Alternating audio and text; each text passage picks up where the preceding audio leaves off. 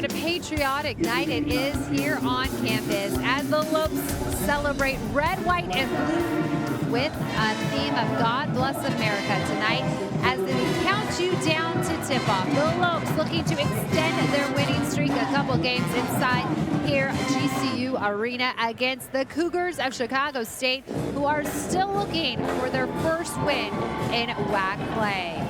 I'm Kate Longworth, and we thank you for joining us here on the Lopes Pregame Show. You're tuned in to Cox Channel 4, Your View, and we're getting you ready for some WAC Division I men's hoops. That's coming up. But here on the eve of the Super Bowl, the Lopes and the Havocs, well, they're celebrating red, white, and blue night. A little salute and tribute to our nation as they get ready to play some hoops out on the court. Dan Marley, he was happy after the last game. The team really showing what they were made of. Came out, made it a great game on Thursday for the victory, bouncing back after that Utah Valley loss. And now the team remains focused on what's ahead, as in the madness of March. These games right now are only making them more battle-tested for what's ahead.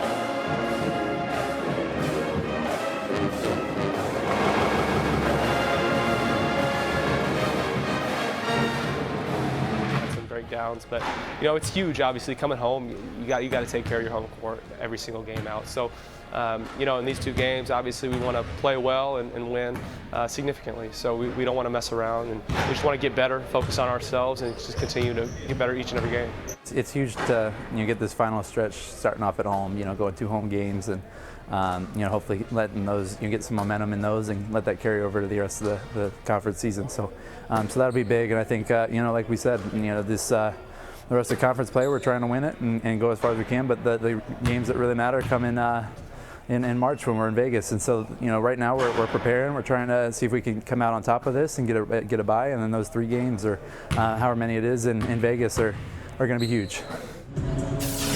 And Benson and Braun really stepped it up Thursday night against UMKC, and that was the leadership that Dan Marley has been wanting to see from this team all year long. So perhaps the senior class, the veterans, and also some of those freshmen really peaking at the right time as they try to ride momentum into March. Well, 2 guys who always bring their A game are our guys who call the action tonight, Barry Goodell and Scott Williams. Guys, the stage is yours. Tell us what is in store tonight when we're talking about Lopes hoops. Well, definitely need to keep this home court advantage in their favor, and they're taking on a team that is, as Kate mentioned, looking for their first conference victory. They started this homestand with a 17-point victory against the Roos from UMKC. Yeah, they were absolutely fantastic in that game. I love their philosophy in being able to attack Kansas City. They went inside. They got on the glass. They dominated in the paint. 45-24 advantage in rebounds, and they got inside for almost anything that they wanted, whether it was post-ups, offensive rebounds, or drives to the lane. So everyone did a really nice job attacking that paint. 40 points in the paint. 51.9% from the field. Oscar Freire with 7 and 13 rebounds in a big win against the Roos. Now, they have to stay on pace because it's a heated race in the Western Athletic Conference. New Mexico State winners again. They're atop the conference at 7-0. Yeah, they just keep rolling. 9 straight wins for the Aggies, and Utah Valley, they're doing their thing as well. And so, you know, this is a good test right here for GCU. I mean, it's just one of those ones where it's not so much how if they can win this basketball game against Chicago State, is how are they going to look doing it. And it was time for the seniors to step up, especially for Keontae Vernon and Casey Benson. For Keontae Vernon, a big 18-point performance against UMKC. Yeah, the Smash brother returned to form. He was really struggling in conference from the field, shooting only 34% in conference play coming into this game. He decided, I'm just going to put my head down and take the ball hard to the basket. 7 of 9 from the field. Really just made himself a big presence underneath. The guards did a good job of finding him, and he delivered.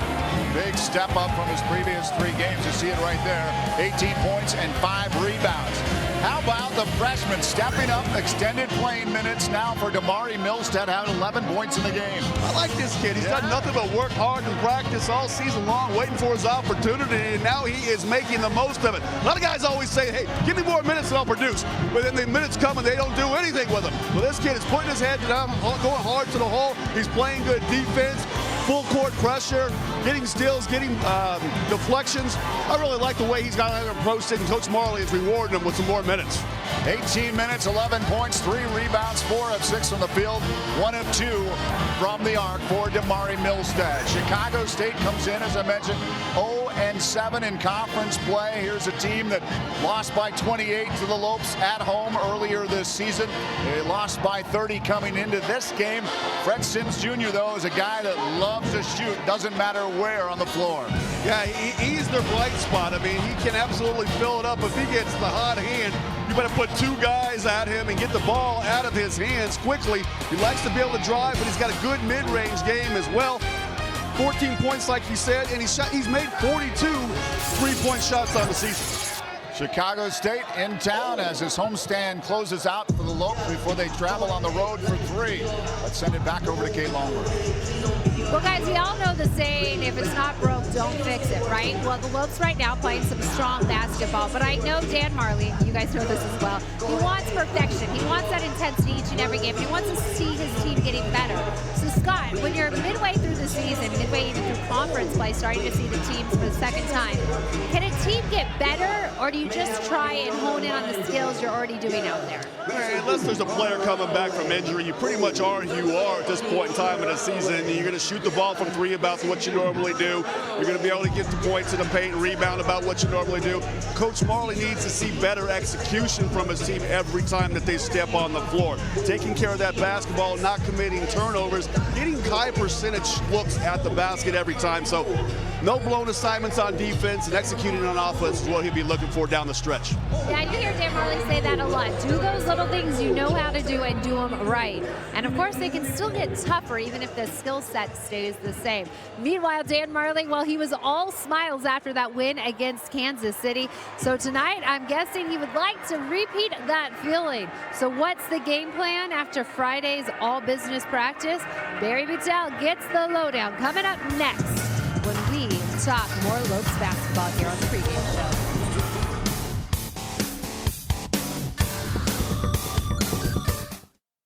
My name is Anthony Perez, and I earned my master's in education at Grand Canyon University. I feel that the degree program at GCU definitely got me ready and prepared me to be an agent of change, so that way I can lead my classroom to find innovative ways of solving the problems in education in the state of Arizona. Grand Canyon University definitely has a vibrant campus that has many resources that are accessible. Find your purpose at Grand Canyon University. Private, Christian, affordable. Visit gcu.edu.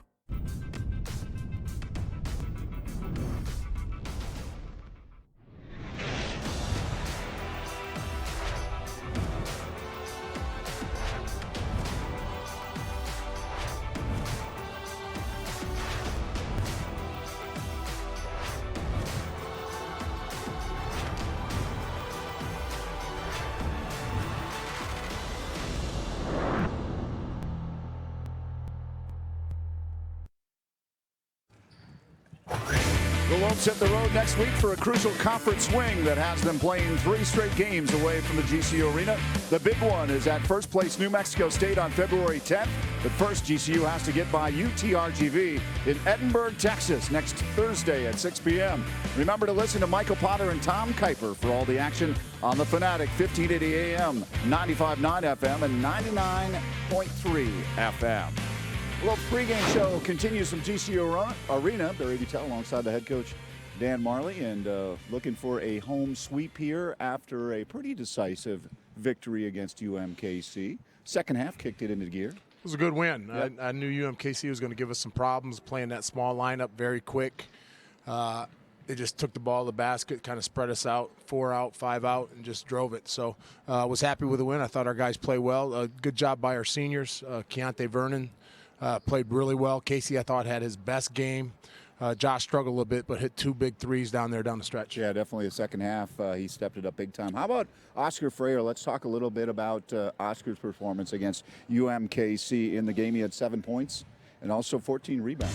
13. Don't give him an extra I'm rebound. sorry. That's his Really? career high, so he's got to get 14 tonight. But, yeah, he did a good job. You know, he's been a guy that has crashed the boards, has done a good job for us most of the year, and he did that again the other night. He has to be very active, not only crashing the boards offensively, but defensively, limiting them to one shot. He was 0 for 5 from 3, which doesn't bother me as long as he's active in other areas.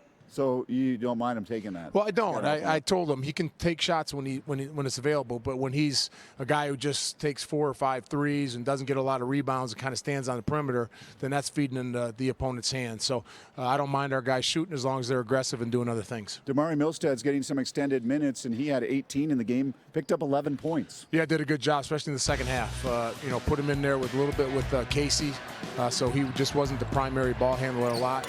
And Damari's smart. He's done a good job of pushing the basketball. He's a very good passer and can finish around the basket. I mean, for a freshman, he weighs probably 195, 200 pounds. Decisively quick and is able to finish around the basket. So he's going to continue to improve as he gets playing time. You expect him to get more minutes? I think so. Like I said, I'm going to do a better job of limiting Casey's minutes. I think he'll be just as productive with 20 to 25 minutes as he is with 35 minutes. And as I said, I have to develop Damari a little bit more. I put Jared Martin at the point guard for a couple minutes. I think he'll do a good job there. But, asking Casey to do a lot in 35 minutes at the point guard, I think he gets a little bit tired. And so he's got to be aggressive in the 25 minutes. And, who knows? If he gets it rolling, he'll probably play more than that. But I can't be afraid to play other guys. Well, yeah, let's talk a little bit further about Casey, because with the minutes that he had on the court against UMKC, he looked confident, poised, and comfortable. Well, what Casey has to do is got to start looking at the basket, and not so much that. He can make that shot, but it's more about pulling up and hitting jump shots. His ability to get the basket is not the greatest, but he's got to be able to do that. If guys are starting to go under, and I don't blame him for going under, because most of the year he really hasn't looked for a shot. And I told him he doesn't have to shoot 10, 15 times, but he's got to be a threat where he's looking at the basket. And he is such a good shooter that if guys lay off him, he's got to be able to shoot it. And I think his shooting percentage is low because he doesn't get a lot of shots, and the shots he does take are under duress. So he's got to take the wide open jump shots or the 15, 16 footers off of pick and rolls and be more aggressive at looking at a shot. Since the New Mexico State game, in those 6 games, a plus 92 in rebounding. That's plus 15 on average. What are your thoughts about your team rebounding? I think with our size, we better be a good rebounding team. And the way we shoot the ball, we better be a good rebounding team. And we have had a lot of concentration on 2 things this year, and that's been defense, which we've been pretty good all year, and rebounding, which we've been pretty good. So with our size and with Oscar flying around there and things like that, then we have to really concentrate on really crashing the boards, and then defensively just limit it to one shot. It's really deflating if you play 25 seconds of really good defense and then give up a second opportunity. So our guys have to finish the possession and get the rebound, and we've done a pretty good job of that. You're taking out Chicago State. You handled them very well at Chicago State. Fred Sims Jr. is not afraid to shoot. What do you see from Chicago State?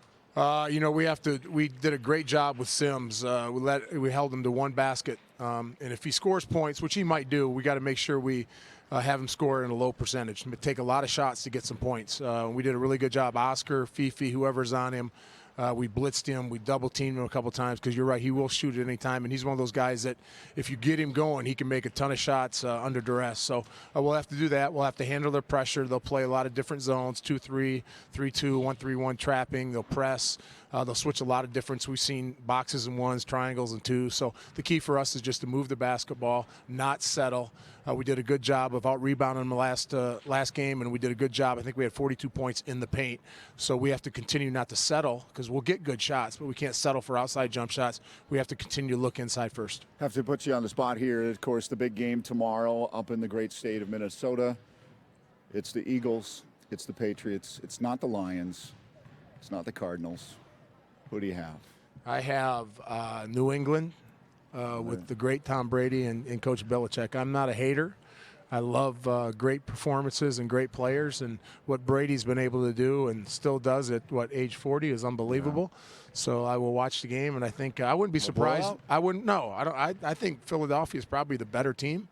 But I think with Brady and Belichick, they're going to win another Super Bowl. Well, there you have it from head coach Dan Marley. Good luck tonight. Hey, thanks. You're welcome. Stay with us. More of the Lopes pregame show continues from GCU Arena. They are the defending WAC co-champs, and their goals are even loftier this season. We'll preview the upcoming softball season right after this break. You're watching the Lopes pregame show on Your View.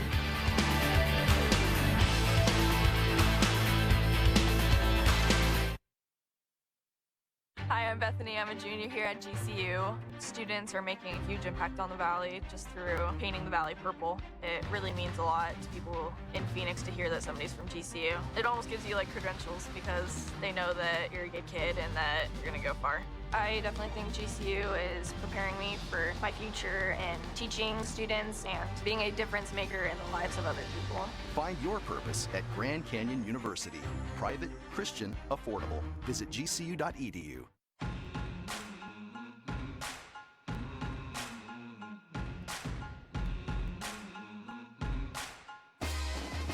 It's the most wonderful time of the year, the 2018 WAC Basketball Tournament at the Orleans Arena in Las Vegas. March 7th through 10th, 14 games, 4 days of WAC madness. Be there for the triumph. Get your tickets now at gculopes.com. See you in WAC Vegas. Welcome back to the Lopes pregame show. You're dialed in here to your View Channel 4, where it is God Bless America night here inside GCU Arena. And maybe you're at home sporting your red, white, and blue as well. And if not, that's okay. You can still be a part of the action. Find us on Twitter or Instagram using the hashtag Lopes Rising. And who knows, your tweet might just appear on the bottom of our screen. So be a part of our broadcast tonight. And as I mentioned, we are here sporting the red, white, and blue as GCU celebrates the God Bless America night. And we're also counting you down to tip off, the team getting ready for the big game tonight against Chicago State, trying to extend that winning streak. We're going to talk a lot of hoops, but first, let's transition now to a little softball. They are returning as the defending co-WAC champions, and the women's softball team is also returning a core nucleus of its players. So the excitement, it is there, and it's actually very palpable because this team is now, for the first time, eligible for both NCAA and WAC tournament play.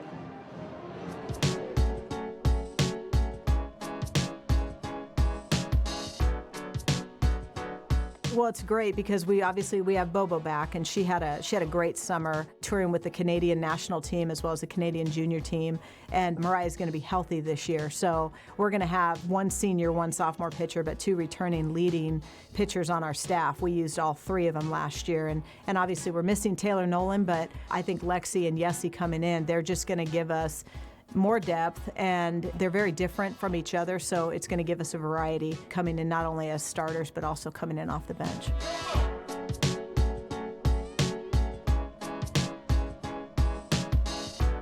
The big key for us is Mariah being healthy. She had a great year last year up until kind of her last weekend against Seattle when she couldn't go anymore because of her injury. But, you know, we expect a lot out of Bo coming in. All of the returners, I feel like they're going to have, whether they're starting or coming off the bench, I think they now that they've been through the program at least 1 year, they understand the level of expectation and what's at stake now that we're postseason eligible. So, you know, we know the Twins are going to go out and be great because they are. Bianca's going to come out. I think Bianca's going to have a great senior year at first base. You know, and then of course the 2 senior catchers, Lainey Gomez in center field. She's going to anchor that down, and I think as long as she just goes out and plays like Lainey and doesn't press and try and put the team on her back, I think she's going to have another great season too.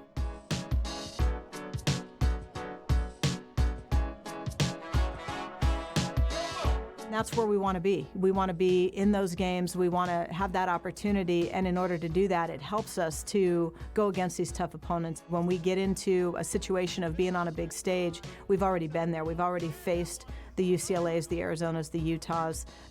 So we're not going to be intimidated by it when it comes down to a postseason chance. You know, and it's just going to get us better. We learn, and it's nice profile games not only for our program but for the university as well.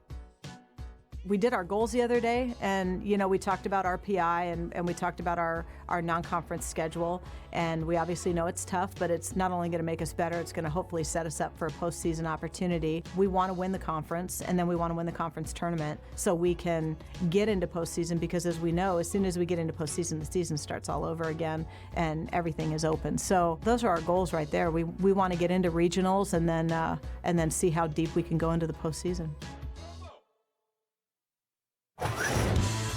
And we'll be talking with head coach Ann Pearson at halftime, and also the softball team in the house tonight, showing off those WAC co-champion rings, and we will be previewing their upcoming season as we talk to Coach, because we will be with the two-time defending national champs right here on Friday. You can catch all the action on Your View with pregame starting at 5 p.m. with first pitch at 5:30 as they go up against those two-time defending national champs, as I mentioned, in Oklahoma. Of course, the Lopes are the defending champ in the WAC. All right, well, as we mentioned, it is God Bless America night here inside GCU Arena, and in that spirit, we go to talk to some real live American heroes. They're going to join us right here on set. A little salute to the red, white, and blue. Don't go anywhere. We'll be right back with the Lopes pregame show. I'm Bianca. I'm a sophomore here at GCU, and I'm studying mechanical engineering. Arizona is completely different from Italy, but that's why I love it so much. I feel honored to be here at GCU. I feel like they truly care about who I am. If you're passionate and if you work hard, you can do it, and GCU is here to support you. I will be able to apply my knowledge and make a difference immediately. Find your purpose at Grand Canyon University. Private, Christian, affordable. Visit gcu.edu. At GCU, earning your degree online doesn't have to be without the college experience. To find your purpose, it takes support from those around you. GCU's leadership offers over 3 decades of experience in delivering real-world degree programs online. GCU's online class size averages less than 17 students with full-time faculty. Find your purpose online at Grand Canyon University. Call us today at 855-428-7692. Welcome back. Thunder getting this crowd ready for the big game. We're counting you down to tip-off between the Lopes and the Cougars of Chicago State, and it is God Bless America night. And throughout the night, we'll be talking about the heroes on the court, but right now we're talking to 2 true American heroes, Colonel Michael S. Richardson and Chief Master Sergeant Randall Kwiatkowski. Guys, thank you so much for being here. It's good to see you again. And I first want to just talk to you about what the mission is at Luke Air Force Base and what you guys bring out here to the community and how you provide for the community. Yeah, we're just super glad to be here, really honored to be here. You know, the mission out at Luke Air Force Base is building the future of air power. So really learning how and exploring how to bring the F-35, you know, the new Joint Strike Fighter, 5th generation airplane, not only to the United States Air Force, but also to our partners, our allies, key allies around the world. And so, you know, you can't do that alone, right? We're a team of teams. We like to think that our airmen, the 5,000 airmen and civilians that work in our fence line, they're not just in the community, but they're part of the community. And so we're uplifted and we're supported, we're challenged, and we're made better by our community partnerships, those churches, those volunteer organizations, all of that. And so we're just really pleased and super happy to be out here and get to see this kind of energy here. So thanks for having us. Yeah, and it's really great for me too to talk to you guys because we get so much knowledge and we get a chance to thank you. But it's great to have you back here on campus. And what is it like for you, just the partnership you guys have with GCU, and for you to be back enjoying another game? Well, it's amazing to be back here. I mean, this energy is just electrifying.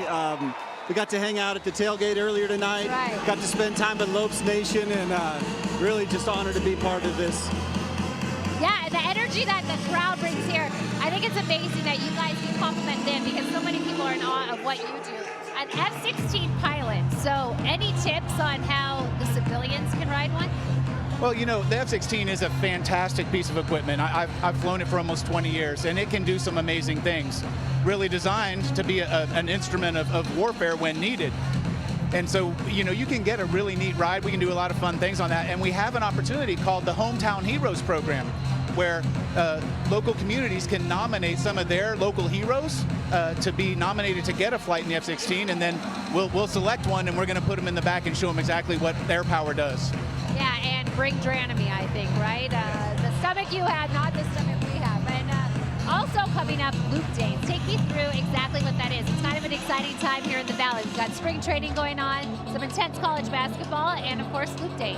Absolutely. So Luke Days, 2 days of how really is showcasing how we build the future of air power. We're going to be demonstrating air power from our joint community, our local community, joint services. It's going to be an awesome time. So March 17th and 18th. So come on out. We'd love to have you. We'd love to have Lope Nation there as well. All right. Well, if you need more information at home, you can visit www.af.mil.com. And thank you guys for being here. I don't think our there's enough honor, gratitude, absolutely. so thank you. Thank you. It's always amazing when they're thanking us for the job that they do, which is just really, you can't express it in words. So we thank them for being here tonight, and I know the crowd behind us is going to do their best to celebrate the U.S. tonight on red, white, and blue night. And coming up right after this, you can grab your God Bless America attire and then just sit back on the couch, because when we come back, I'll take you for a trip around the WAC, and you don't even have to leave your living room. We'll be right back. Hey Phoenix, it's Thunder Dan Marley, head coach at Grand Canyon University. Coming to GCU was a great move for me.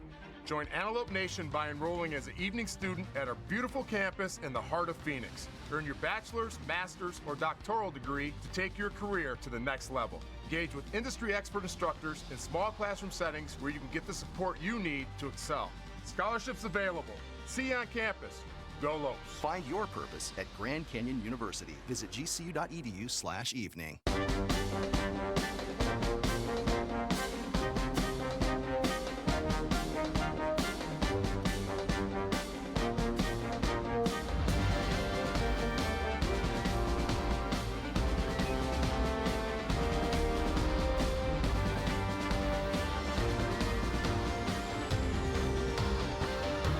Find your purpose at Grand Canyon University. Private, Christian, affordable. Visit gcu.edu. Welcome back as the Lopes match up for the second time against some WAC opponents. We take a look at what the conference is looking like tonight. In action tonight, New Mexico State, no surprise here perhaps, as they go 7-0 now with that victory over UTRGV. At home, the Aggies taking care of business, 90-67 the final there. We just saw UMKC, the Lopes the better of that game on Thursday night, and so now the Kangaroos over at Cal State Bakersfield. We'll keep you updated on that score, as well as the Utah Valley Seattle University score. But we also want to let you know, Grand Canyon women on top of their game once again, taking care of things at Chicago State. 59-43 the final there. Jess Jajewski leading the way with 25 points, and Bree Mobley had 11 points to her name with 6 assists. All right, we are counting you down to tip-off, and it is just moments away. Barry and Scott will be back with the call. The purple pregame party is happening here, or should I call it the purple, red, white, and blue party, because it is God Bless America night here, and the Lopes, they're going to try and make people proud tonight as they go up against the Cougars, looking for a second victory over the Cougars, looking for that sweep in conference action over Chicago State. Can they get it done? Well, only time will tell. We'll let you know as we call the action right after this.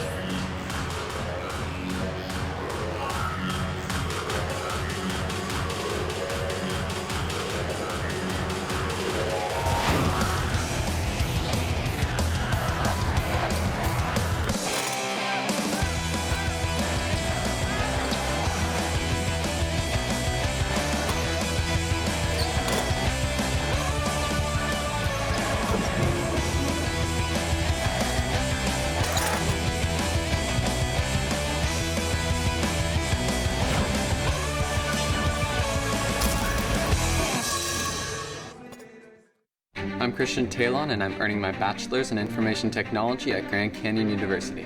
I really wanted to be able to integrate my faith and career, and that's one of the reasons I wanted to go to GCU.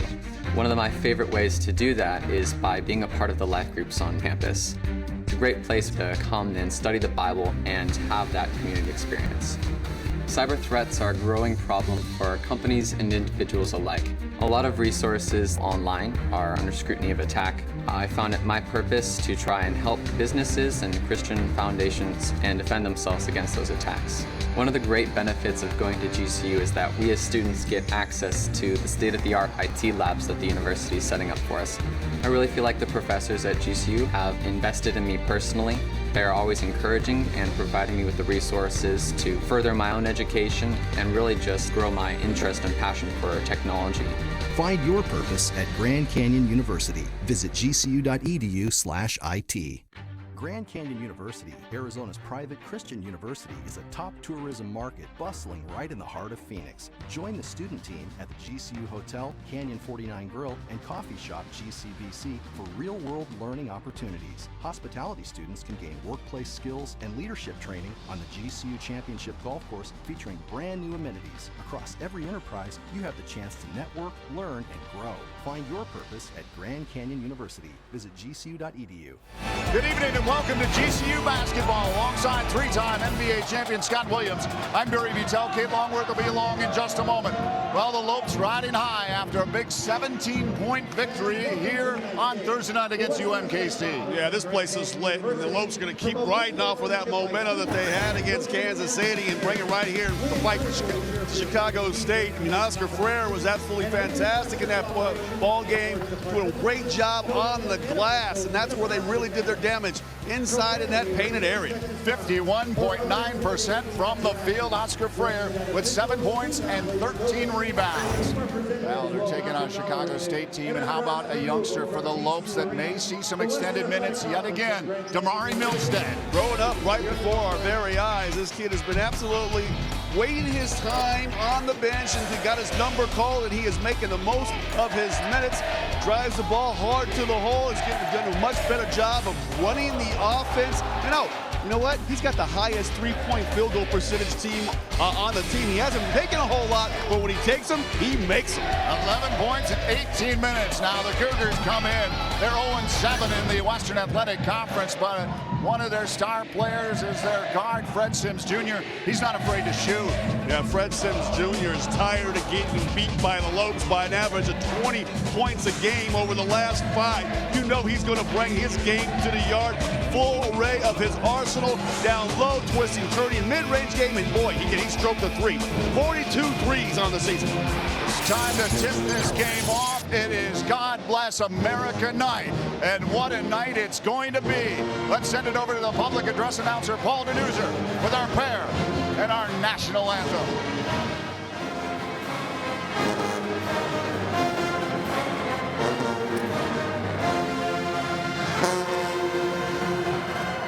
Good evening, ladies and gentlemen, and welcome once again to the beautiful GCU Arena and tonight's Western Athletic Conference men's basketball matchup between the Cougars of Chicago State University and your Grand Canyon University Antelopes.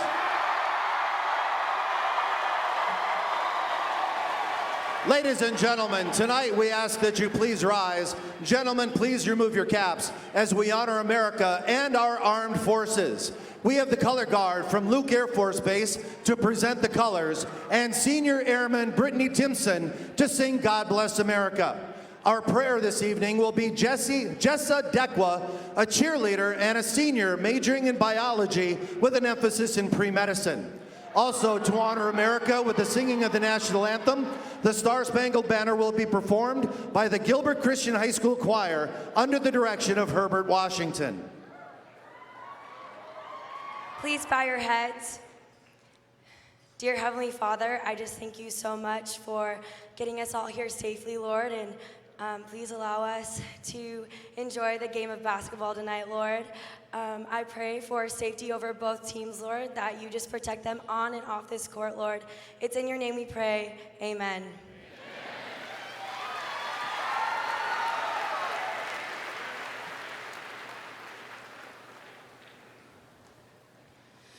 God bless America, land that I love.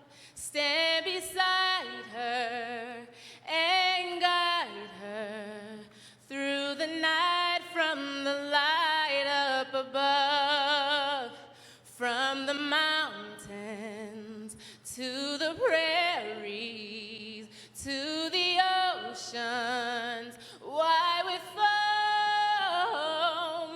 God bless America, my home, sweet home.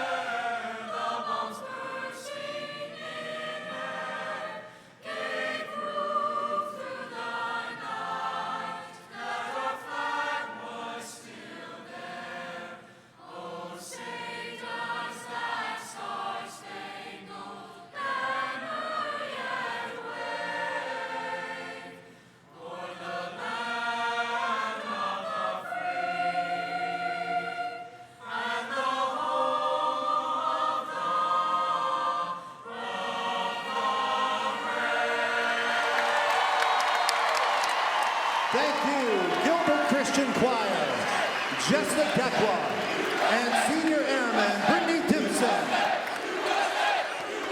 Fantastic work tonight. Gilbert Christian Choir, Jessica Dekwa with our prayer, and Brittany Timpson, the senior airman with God Bless America. Chicago State, the Cougars are 0-7, just 2-22 overall on the season. Tracy Dildy in his 8th season as head coach. Here is Coach Dildy's starting 5 tonight against GCU.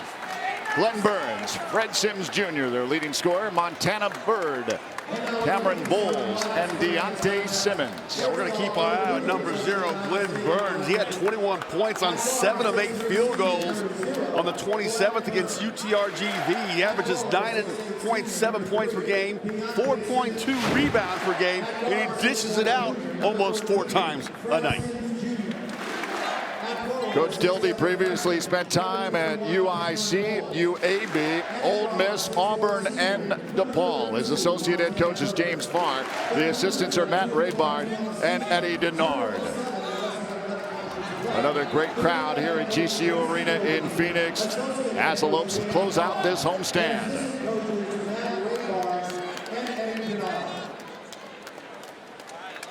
Time now to introduce you to Grand Canyon University.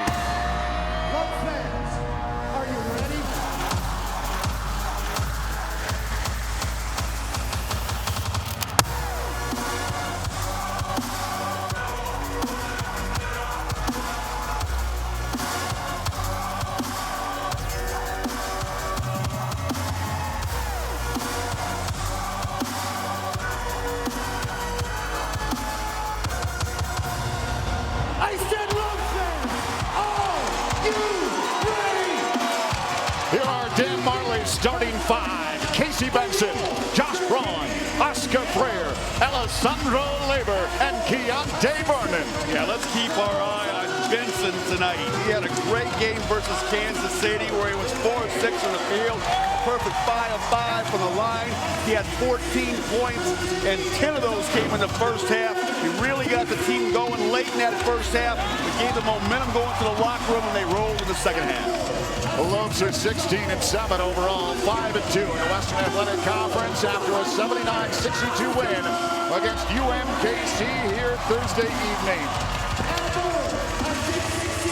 Dan Marley in his 5th season, the associate head coach is Todd Lee. The assistant coaches are Chris Tremelone and TJ Benson. Director of basketball operations is Luke Dalla Riva. The special assistant to the head coach is Brendan Sabian. And the graduate assistant is Johnny Hill.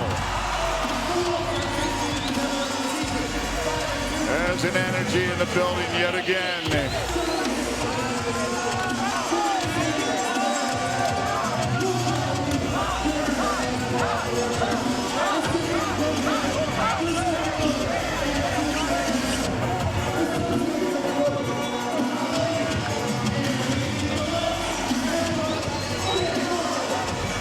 Dan Marley inching his way up close to 100 victories as head coach. Let's check in with your 3 keys. Yeah, we're going with a little Chicago theme this night. Deep dish, and that means dish the rock once and then dish it one more time for higher percentage shots. Sears Tower, play big man basketball. Pound that ball inside the paint with post-ups, with drives, and offensive rebounds. This Lopes team leads the WAC in 12.5 rebounds a night. And then a Jordan mentality, hashtag no mercy. Compete the way MJ23 did on every position. Show this struggling Chicago team no mercy. He didn't show me any mercy when I used to play him one-on-one in practice. So better to have him as a teammate than play against him, I bet. You're absolutely right. Never let me win one time. Isn't that sad? Not a surprise.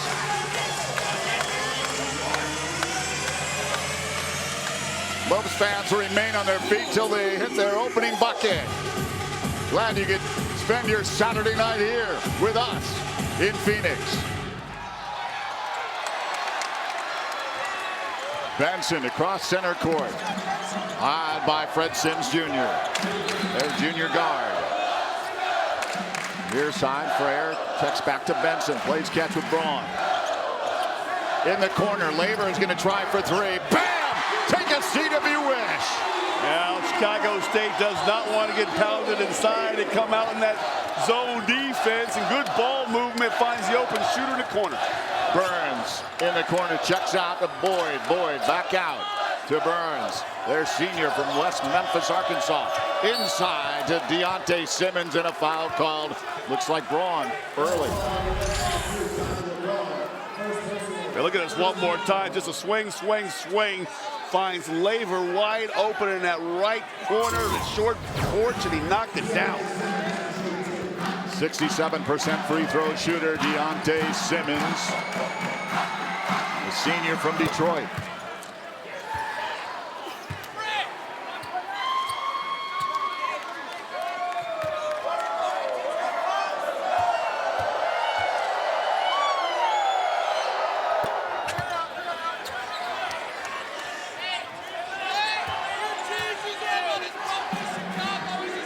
Benson takes it from Braun. Near side, Braun. Frayer, left wing. Out top, Benson. Brings it back. Laver's going to try for back-to-back. Oh, it's on the front of the rim. Pulled down by the Cougars. Fred Sims Jr.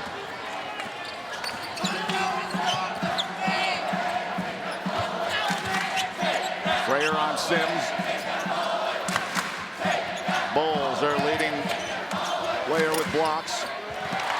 19 coming into the game. Aaron shot by the Cougars. Benson up to Braun. Near side. Frayer pulls down. Vernon back out. Benson. Braun comes out. Bounce pass. 3 attempt. Good. Casey Benson. Well, that was nice right there. They moved the basketball side to side. Got it back over to Casey Benson. It was a nice drop pass by Josh Braun, too. It was easy to pick that ball up off of the floor, off the bounce pass, and knock down the long ball. Sims Jr. step back. Not there. Underneath, though. Burns with the rebound. Off the glass. Not there. Foul underneath. Oh, they're going to get Laver coming up over the back. Number 21 Bulls.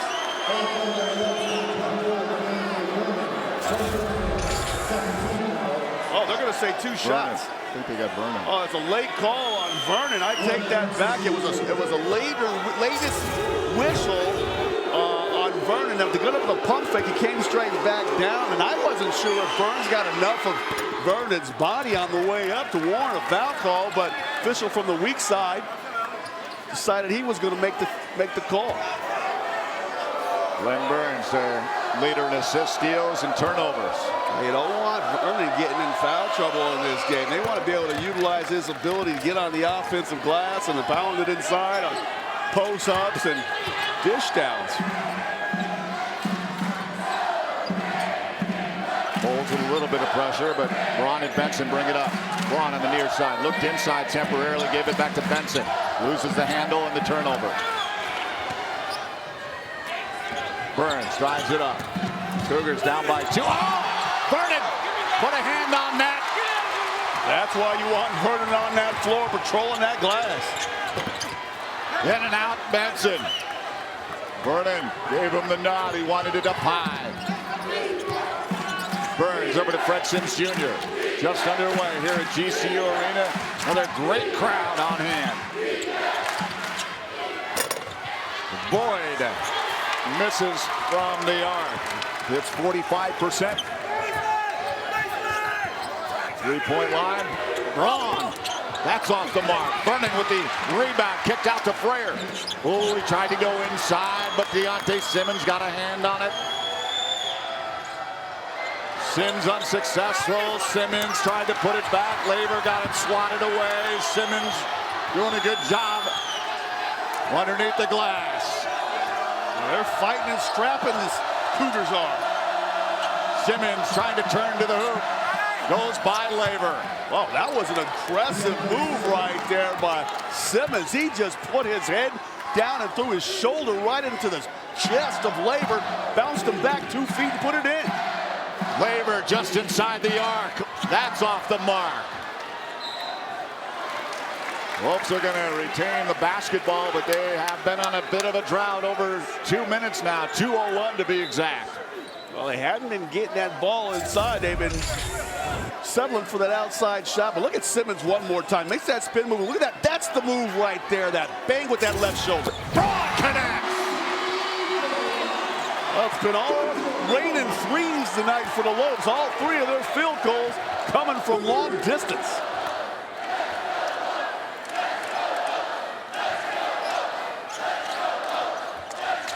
Bulls. Fred Sims Jr. steps inside, trying to drive down in the low post. Picks up the loose ball. Laver up over the top. Jump ball. Yeah, nice job by Laver, not giving ground underneath that basket. Got his hand right on top of that ball, smothered chicken. The Cougars basketball when we come back. Lead is now 3 after the Braun three-pointer, 9-6. The Lopes on top of the Cougars early on. Let's send it over to Kate Longworth.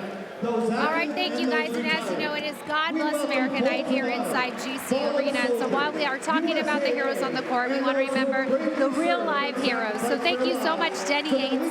He is chairman of the Folds of Honor. First of all, thank you for your service. And take me through what the Folds of Honor is all about. Folds of Honor, what we do is we raise money to provide scholarships for the men and women that have been killed or disabled in action while serving this great country. We're proud to say that over 86% of the money we raise actually goes towards scholarships. And it's an incredible cause. And why is it so important to make sure these people are not forgotten? Because the country itself doesn't have programs like this, and they offer them other things, but as far as education, they don't. So it's very important for companies like Folds of Honor to come in and provide that. We've given out almost 16,000 scholarships in 11 years that we've been doing this. Just over 3,500 last year alone. So we're growing tremendously, and last year was the very first time we've never been able to meet our obligation for scholarships. So we really need your help. Yeah, and so how can people help out? Because I think when they're hearing this story, they're going to want to change that step.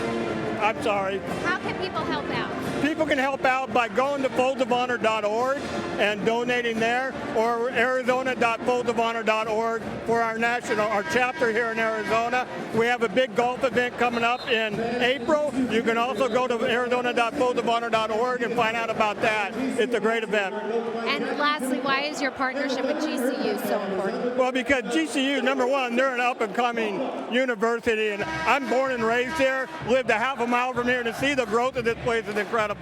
So, sorry. No, you're perfect. Thank you so much. I appreciate it. It was great to talk to you, Denny. We appreciate all your service. And guys, as you're hearing what the Folds of Honor is all about, wow, what a worthy cause to get behind. Arizona foldsofhonor.org.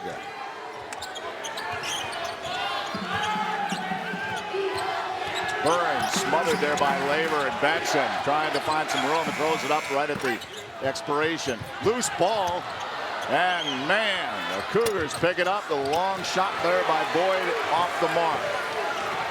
Wolves 3 of 6 from the three-point arc early on here, Scott.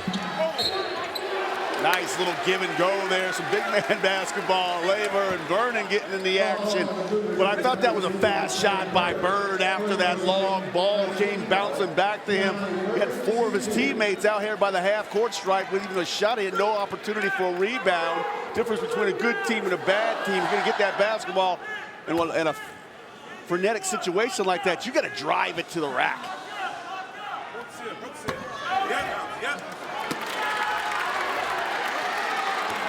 57% Deontay Vernon from the free throw line coming in. Coming off of that 18-point performance on Thursday against UMKC. That's the one right there. I think he did discover a little something, put more air underneath that basket. Ball on the shot from the free throw line, getting that game against Kansas City. Burns looking inside, goes down to the corner. Bulls way back out. That's going to be trouble. Fred Sims Jr. Yeah, there's a real battle going on down low between Simmons and Laver. Keep your eye on that. That's 2 big bodies banging hard down in that block area. Frayer inbounds to Benson.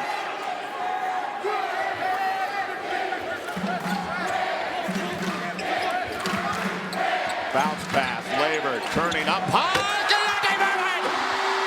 Well, that was nice. Little pick action on the weak side. Laver through the high hand off to the smash brother.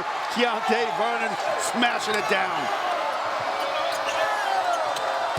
Raises on fire there, but Simmons with the hoop and the harm.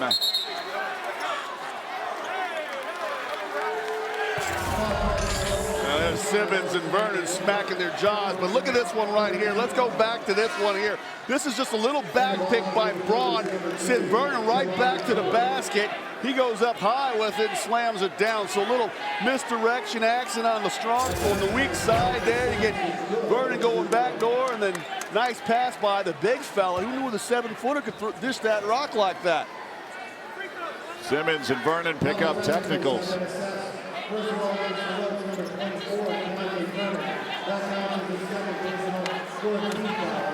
Yeah, he got to push it and shove it and shucking and jiving and talking down there.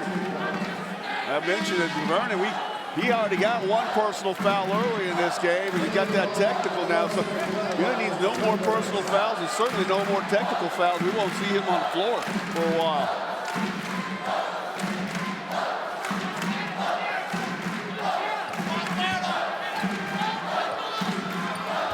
Blumberg's in the game for Vernon. Simmons connects. Yeah, three-point play. I mean, Simmons and Labor, they got a little war going down underneath. Look at this one more time. Just a kid with a chicken wing gets past him there, and then he starts talking trash, and Vernon doesn't like what he got to say. He kind of gave him a little shoulder and then a little shove. Just big young men having some fun. Cougars perfect from the free throw line. Labor swarmed.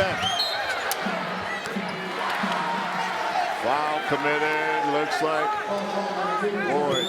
Yeah, I think the officials are going to try to clean this up a little bit now. They don't want this game to get out of hand, get too physical. They want to see another situation occur that just happened on the last trip down the floor between Vernon and Simmons. Blumberg's three. Up high on a rebound. Pulled down by the Cougars. Kalani Pruitt in the game for Chicago State. Sims Jr. trying to drive, not there. Labor and Frayer were there. Frayer pulled down the rebound, up high. Blumbergs pulls it back down, fade away, doesn't connect. Pushed out of bounds, it'll belong to Chicago State. Red Sims Jr. checks out, their leading scorer. And I don't know, maybe the last couple times Blumberg had some good looks, but how does Blumberg, freshman, come in a game and get 2 shots up, and Josh Braun, who's been on the floor for over 6 minutes, he's only got 1 shot in the game. He's got to be more aggressive offensively.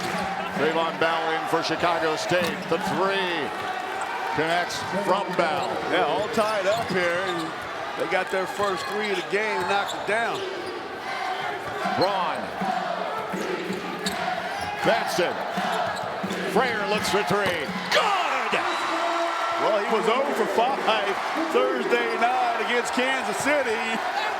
Coach Majerle said he doesn't mind him shooting that ball from out there behind the arc, and I think Frayer needed that one for his confidence. Burns drives to his right. Kicks way back out. Pruitt in the corner. And connecting again, Trayvon Bell. He was 28% from the arc coming in. Nice job by Pruitt making the extra pass. We saw the Lopes do that once in the first half and early in the game. And now all of a sudden Pruitt, he does a nice pass to the corner for his mate. Braun pulls down, drives, takes it. Up high off the glass, the hoop and a arm. That's that aggressive play that you need from your senior. With the mayor, Josh Braun, putting his head down, taking a contact and getting the hoop. Have a chance to go to the line and complete the 3-point play. But look at the concentration after the contact, keeping his eye and head up on that rim. Ken Odiasi checks in for Chicago State's Deontay Simmons, and Jared Martin in for Oscar Frayer. 3-point play for Josh Braun. Lead is back to 3 for GCU. I got to get out there and close out that 3-point line. Lope's the best team in the nation at defending the 3. Oh, they tried a little bit of the GCU play there. And yeah, you get that back screen, the old high handoff, but that was a little too high. I don't know if even Michael Jordan, who played in the Chicagoland area, could have gone up and got that one. Pruitt, 6'5", just not tall enough. Benson, Martin. Back down low. Over to Braun. Looks for three. Oh, kicked way out. Benson able to get it. Over to Labor. Got a little bit of room in the paint. Oh, he can't put it home. Oh, he reached up over the top. Yeah, he gonna get whistled for a foul. Easy call right there. He might be saying something in Italian the official can't understand, but I thought he rushed his little baby left-hand hook right here. Makes a great move and just so quick with trying to get that up over the top of the defense. He got the height advantage. Slow down, just a ticket two, and then make sure you get that little 2-foot bunny right in front of the basket. Jackson in for Labor. Pruitt, eyed by Braun. Pruitt into the paint, loses the ball. Out. Turnover. Jamari Milstead checks in for Casey Benson. Cougars are moving up. Way up. Matt Jackson, nice inbound. Milstead, floater, got a hand on it, did Trayvon Bell. Now the bench did a nice job on Thursday night. They're looking to come in here and be very aggressive right from the beginning. Sometimes you got to let the game come to you a bit. Oh, and pass by Burns, trying to get it low into Odiasi. Picked off by Milstead.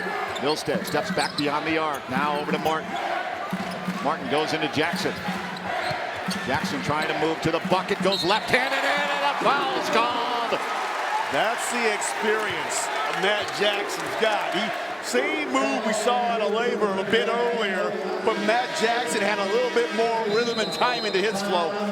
Timeout on the floor. The lead is 5 for GCU over Chicago State. We'll step aside and be back with more from GCU Arena in Phoenix.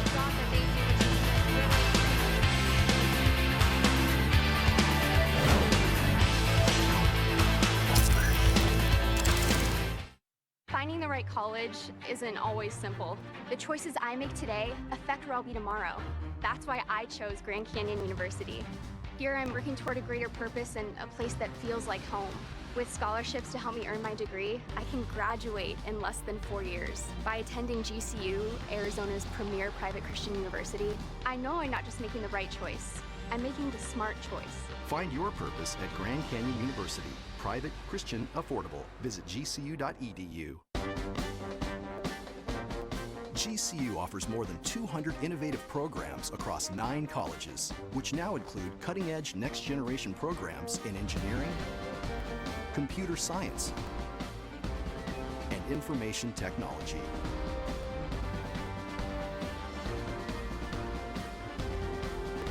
Grand Canyon University, the quality of a private Christian education, the affordability of a state university. Visit gcu.edu. Welcome back. Just under 12 to go in the first half. We've got a 5-point game with Lopes on top of the Cougars right now in their second meeting of the season. And you see that sea of purple that you usually see among the Havocs, but also some red, white, and blue sprinkled in because it is God Bless America night. The Lopes dedicating this night to the true, real, live American heroes. They said that, each and every day you're so thankful for your freedom, but sometimes you forget to thank those who have given you that great gift. And so GCU doing its part tonight to honor those before the game with a pep rally and a tailgate party dedicated to the nation. And Lieutenant Colonel David Clucky was with many young cadets, the Army, swearing them in here on the GCU campus. Their future is bright, and what they're going to do for America, pretty incredible. So we thank them and we wish them the best of luck. And of course, guys, we're talking about the heroes on the court, but we remember the real heroes in life who have given us our freedom here in the country. No doubt about that. That's a clear distinction.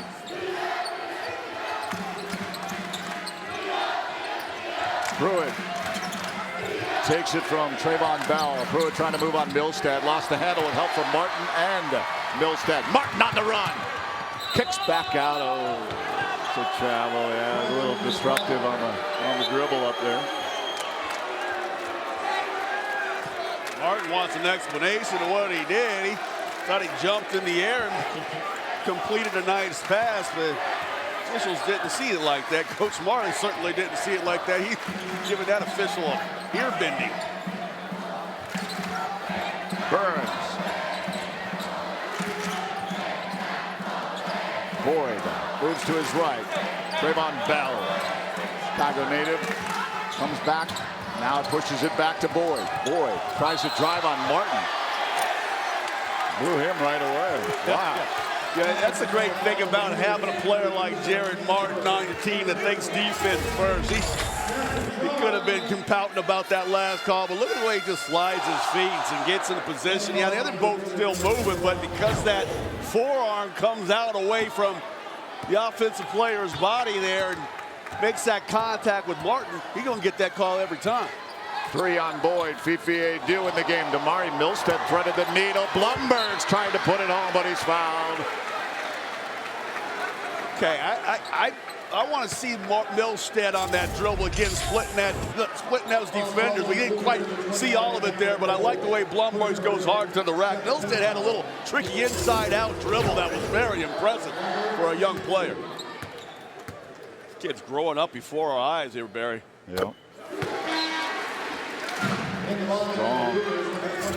Oh, this guy's in the truck so good. Look at this one more time here. Milstead, see the double team runs at him. He just fakes like he's going to go around to the left, comes right back between the two of them. Put a lot of pressure on the back line of that defense, and Blumberg's the recipient. Did he knock both of those free throws down? Yes, he did. Okay, nice job. 79% free throw shooter coming into the game tonight. 2 very good, impressive freshmen. I throw Labors in there, too. They got 3 good freshman players. Bulls. Near side. Burns driving down low up high. Fifi Adu got a hand on that. Milstead on the run. Look at Damari Milstead. Not there, though. Loose ball. Martin's there. He loses it. Oh, my. Somebody pick it up. I got it. Okay, good. You got to like the way this Chicago State team. Would you think the way they're hustling and scrapping out here, they've lost 17 straight games and 19 straight conference games? That's crazy. The Cougars are clawing tonight. I know they got a -7 on the board, but I won't fault the way that they are competing. They may just not be talented enough tonight, but they are giving maximum effort. I mean, I got a chance to go up there and fill in for Michael Potter earlier this year when the Lopes were there.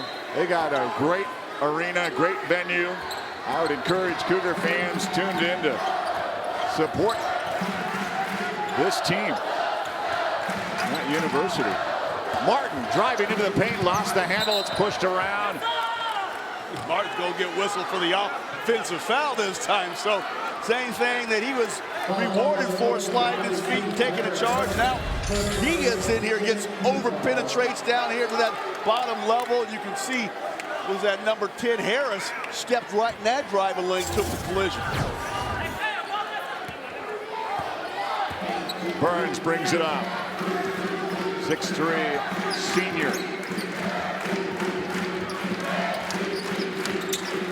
Long shot by Bell. He's connected already a couple of times tonight. First miss from the three-point strike. Fifi Adu trying to cross over, back out. Milstead beyond the arc. Now he'll take it in, slices. Blumberg's left hand. Oh, that's not going to happen. Trayvon Bell over to Burns. Chicago State trying to put an end to a 4-minute, 7-second drought. Travel on Patrick Spear. You know, the Bigs are trying to bang down low. We see Labor, we see Blumberg, we see Matt Jackson. This time Spears down here trying to bang down and throw that little lefty hook over the top of the defense. Just shuffled his feet as they got tangled up.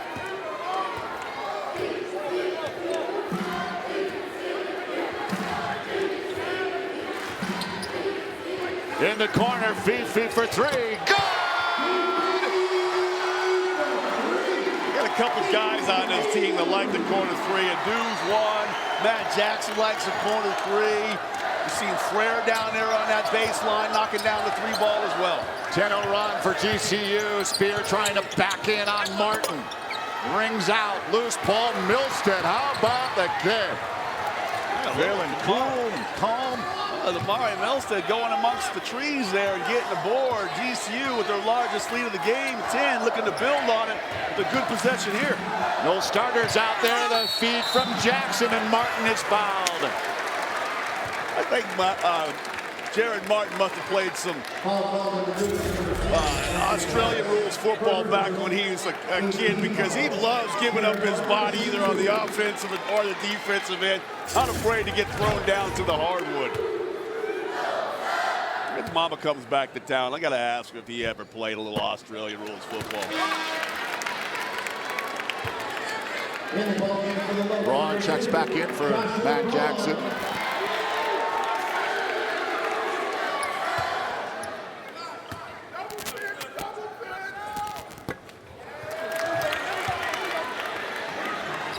Well, he shot those free throws like an Australian rules football player, didn't he?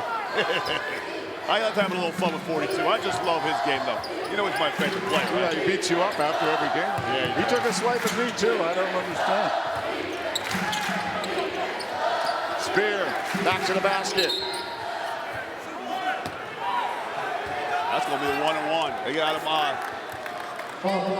Spears driving to the basket, got raked across the forearm, and he's going to go line, shoot some free throws. Martin out, Benson in, Freyer in for Blumbergs.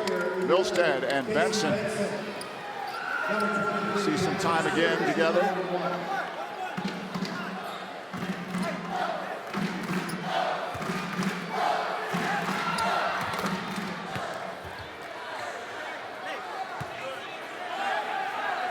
Sims Jr. and Benson both hit the floor, and the officials are going to go over and talk to him.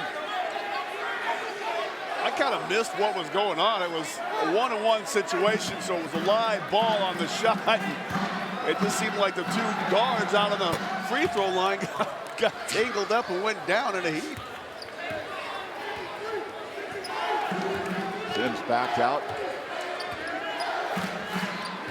Under 8 to go, opening half. Benson drives on Burns and is fouled. Timeout on the floor, 7:50 to go. How about the three-point shooting in the game for the Lopes? 5 of 9. Barry and Scott back with you. And 5 of 9 is Raina. Fifi just connected as well to join a pretty loose collective group there. Yeah, you know, these guys have come off that bench the last couple of ball games. They've been aggressive. We see Blumberg's gone inside a little bit, and Milstead's put his head down. He's gone to the hole, and I love that one on the outside, but it really got started here from the extra pass to get Labors going to start the game. That was the first bucket of the game, and then little bounce pass from Braun over to his Killer B buddy, and then come right back. He gets one from behind the arc, and I love this one by Frump, because he likes that one right there. And then another one, hard to rotate to that deep corner in time to challenge the shot. Why a lot of players like shooting that corner three ball. You get that extra tick to get a clean look at the basket. 5 of 9, 55.6%. Let's send it over to Kate Longworth. Well, guys, day in and day out, we see this team chipping in, if you will, out on the court. So it only makes sense that the Lopes would be fans of chips, right? See what I did there? Well, anyhow, when it comes to tomorrow's big game, chips are the super snack of choice for the Lopes. The Aussies both choosing Doritos as their go-to. Jared Martin specifically saying he is a fan of the, quote, red Doritos. And Oscar, he's a student after Dan's own heart. Both of them are fans of nachos as their snack during the big game. Meanwhile, Josh Braun is all about the chocolate-covered pretzels. However, he said if Coach Majerle is watching this, then he's all about the carrots and celery, of course. Now, all of these guys say, well, you just don't go against Tom Brady. So their pick, the Pats, but being very polite, PC, really wanting everyone to have their way as usual. The mayor, well, he said he'd really like to see the Eagles prevail in this one, and I think I'm going to go with Josh on that as well. I'd like to see the Eagles come out on top tomorrow. I mean, haven't we seen enough of the Patriots? As for snacks, I like guacamole or a 7-layer biggie dip. And you guys, what about you? I also think it's fun if you bring snacks from both teams. You know, so maybe some chowder or Philly cheesesteaks. And I'll let you guys talk a little basketball and snacks as well. Yeah, that would be good. It's all about the wings, man. Wings are delicious, no doubt about it. I don't think potato skins get enough love either. You're right. You know? You're right. Cheddar cheese on those bad boys, little bacon, throw a dollop of sour cream on the top of it. Yeah. Getting some votes for pulled pork. Yeah, guys in the truck. Yeah, pulled pork's always good. That's kind of a hard one, though. You know? Yeah. You don't want to spill that in your friend's living room, you know, over there. Oh, illegal screen out top on Spears. That's the easy one for the official to call. You know, you wonder sometimes if this is going to be, is it the big guy's fault or is it the guard's fault for going too soon? Big guy's trying to come over and set the screen, and then the guard's moving before he has a chance to get there. Bounce pass, Braun from Fifi Adu hands it back to him. Braun, Milstead, driving. Floater from right hand, not there. Trying to put back by Frere. Goes out, it'll belong to the Cougars. Yeah, I tell you, Lopes have been trying to get on that offensive glass. I mentioned that they're leading the WAC at 12.5 a game. They just got 2 offensive rebounds tonight. And of course, they're shooting 47%. That helps, but you got to get some more offensive rebounds against a smaller team like the Cougars. Cougars haven't scored in 6.5 minutes. Fred Sims Jr. driving. Jamari Milstead knocked it away. Takes the return from Frere. Milstead floats it out. Didn't hear a whistle. No, it was a good block. Milstead tried to loft that up over the top of the defender. But I think that's one where you just put your hand on top of the ball and you try to go in and dunk it and take that body contact. So you give the shot blocker a chance to go get that. If you're fading away, you got to take that fight right to his chest. Fifi Adu looking back at Marley. Benson's going to come over. Not there. They're sticking to Benson like glued at Anthony Harris. 10 on the shot clock now. Milstead. Bounce pass to Frere. His Morrow Catholic teammate. Frere pulls it back and nails it. I tell you what, if he starts getting that shot from the elbow, part of his normal repertoire, he's going to be deadly with his speed to the basket. Come out on him too closely, he's going to go by. You give him too much room, he'll knock that shot down with the consistency. Far side, a long 3 off the far rim. Loose ball's picked up by Harris, but he loses it to Benson. Benson slicing in, back out. Braun wants 3. Ooh, not there. Fifi up over the top. That's going to be free throws the other way once again. So a team that's struggling, and I just mentioned how I need the Lopes, the Lopes need to get more offensive rebounds, but not to the situation where you're getting cheap fouls and allowing them to go to the line and score. Fifi out, Blumberg's in. This is where the Cougars are putting points on the board. It's at the free throw line. They're 7 of 7 from the charity stripe. Yeah, field goals have been tough sledding for them. They only got 4 field goals in the game, but they're looking for free throws 8 and 9 right here. Man. Harris connects. 71% free throw shooter coming in.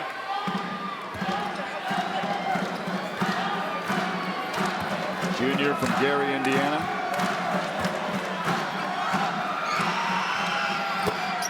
Man, they've been money. 9 to Nina, 9 for 9. Love it. Then you're doing a job on the glass. They got a +2 advantage on the glass. 15-13. Out rebounding the Lopes. Braun, Benson. Trying to make a move on Sims Jr. Frees up Milstead. Quickly underneath. Oh, Blumberg's got his second attempt. He'll make that count. Benson. And a mover on Shaw. Milstead back in the corner. Frere looking for 3. Too heavy. That's pulled down by Harris. Harris up for Spears. Spears underneath. Not enough. They're going to say Spears got fouled, but I think the rim played more defense than the Lopes did on that one. Spears went up to elevate to throw this one over the top of the rim, and he definitely got hit. I'm going to say he got hit. But look at the body of Blumberg just catch him on the booty, and they're going to say that's enough to have knocked him off his stride where he couldn't elevate and slam that one home. This is unreal, man. They have not missed from the free throw line. They're 10 of 10. They're hanging around because they're getting to the line.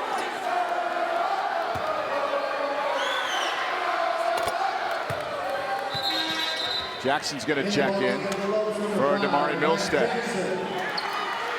Well, about the 6-minute mark against Kansas City is when the Lopes went on a huge run, took the momentum to the locker room, and never gave the Kangaroos a chance in the second half. I wonder if GCU's got a run in them here with under 5 minutes to go here in the first half. Jackson to Frere. Frere looking inside all the way over to Braun. Braun's going to take it. Braun's fouled.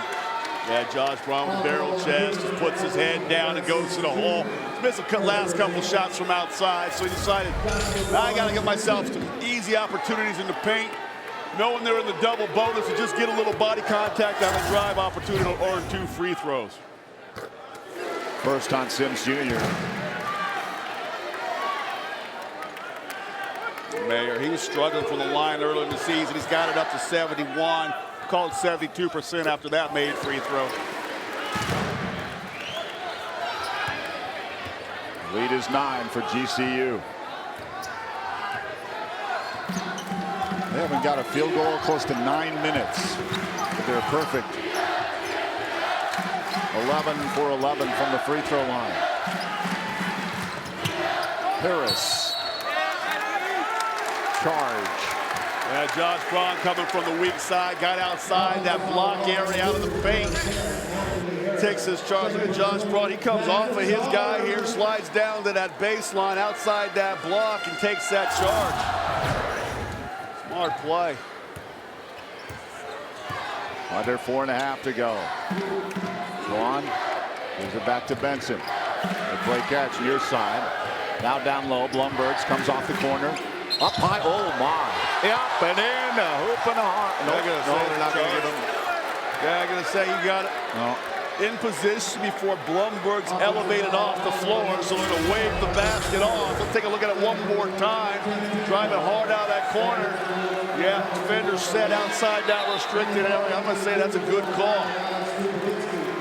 Yeah, GCU is one of the top defensive field goal percentage teams in the country.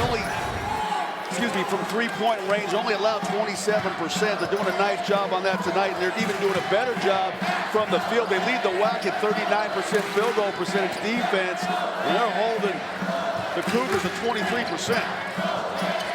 Kerwin Smith in for Blumbergs. Burns got away with an extra step to get around the defender and finally break that field goal drought for the Cougars. 9.5 minutes. Amazing, the lead is just 7. Lopes are 0 for their last 4. Benson hits the front rim, pulled down by Jackson. Look out underneath.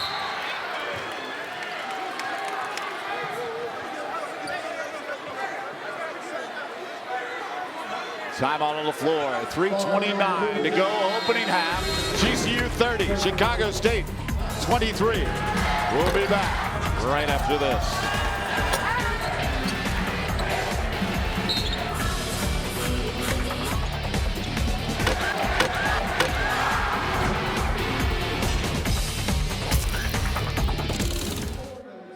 Earning your RN to BSN degree online doesn't have to be without the college experience. Finding your purpose takes support from those around you. GCU's leadership offers over 3 decades of experience delivering our accredited RN to BSN program 100% online. Graduate in as few as 16 months, learning from full-time practicing nurse faculty in small classes. Integrate your education with your faith and Christian worldview.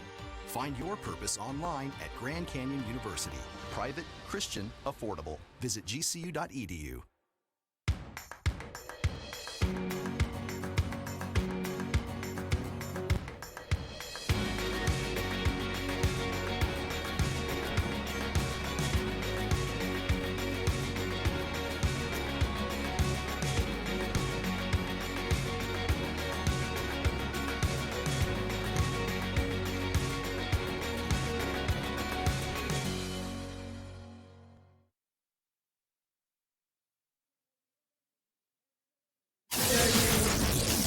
it's a game they'd like to have back. Grand Canyon at Utah Valley last Saturday when they fell. However, the team not giving up or losing hope on their sights for March. That's right. We all know the madness that can be, and they had their sights on that WAC tourney coming out on top. Grand Canyon right now in the 3rd spot when it comes to WAC standings with a 5-2 record, 16-7 overall. They're currently riding a 1-game winning streak, trying to make that 2 tonight against Chicago State. Meanwhile, New Mexico State, no stopping the Aggies. They have won 9 straight, 20-3 overall, 7-0 with a recent win tonight over UTRGV. Right behind them, as we mentioned, Utah Valley. And Scott, I know you mentioned it earlier in the game. Chicago State still looking for their first win in WAC play. 2-22 overall in the season. They've lost 18 straight. But man, they are a gritty team, and I think that the fact that they bring the heart and toughness each game from Chicago State, that's a lesson Dan Marley wants his team to take to heart, because that's something he's been stressing to them on red, white, and blue night and every night, to go out there with that fight. I agree, Kate, 100%. This Chicago State team is scratching and clawing and trying to just hang around. They just want to try to keep it under double digits going into the locker room.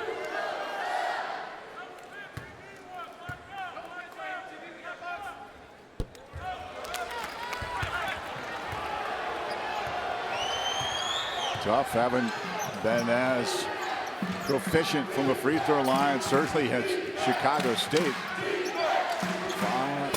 Long distance pulled down by Smith. Just 8 of 13 from the free throw line. Sims Jr., he was struggling when those played him up in Chicago. He only had 1 field goal, 2 points, and he has got a goose egg in this game tonight, 0 for 5 after that long 3. Frayer to his right, room for 3. That's short off the front rim. Pulled down by Fred Sims Jr.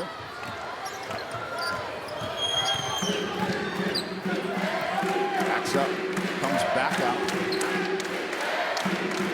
Sims with 5. Here's Frayer, wheels up. Oh, beautiful play by Oscar that time. Totally read the fact that they were going across the court with the pass, and he just blasted into that passing lane and stole the ball. It just telegraphed his pass. And Oscar Frayer jumped all over that one. Easy opportunity for the young man going down the other end. Timeout called by Coach Dildy and the Chicago State Cougars. They trail by 10. Next Friday night, and Pearson and the GCU women's softball start their season off with a bang when they face perennial national powerhouse, the Oklahoma Sooners, next Friday at 5:30.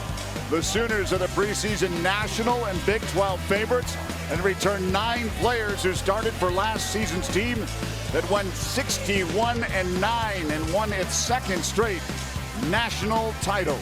Tune into your view right here, starting at 5. Kate Longworth will have the pregame show. Taylor Nolan and yours truly will have the play-by-play at 5:30 from the brand new GCU softball stadium. Look who's getting some action here in the first half. Kerwin Smith. They dusted off his sneakers and threw him in here to get some action. We hadn't seen Kerwin Smith on the floor in about a month's time, it feels like.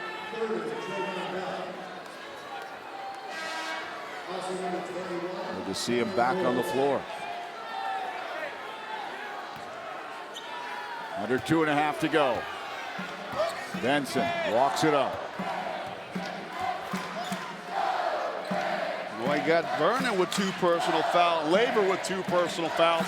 Coach Majerle doesn't want to roll the dice on one of those 2 picking up the 3rd, so he's called Smith's number. Turnover, dribbling it off his foot, looking up was Benson. I think he was eyeing Jackson in the corner, but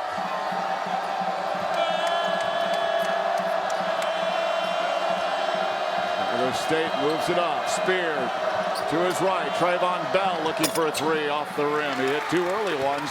It's gone cold since. This whole team's gone cold. Frayer. Benson. Braun. Frayer in the corner. Bam! That's amazing. How often you see a guy make a good defensive play And then the next time down offensively, he catches the basketball, he strokes down a long ball. 6-0 run for the Lopes. Frere 2 of 4 from the arc. Burns trying to drive by Smith, had to pull back. Beyond the arc. Now he goes to his right. Step back. Ooh, nice move by Glenn Burns. Yeah, give Burns a lot of credit. I mean, you can say Kerwin Smith actually played some really good defense on the smaller player, but just got beat with a better move. Frere had time for the three. Benson's got time again, and both off the mark. Kerwin Smith came in, knocked it out.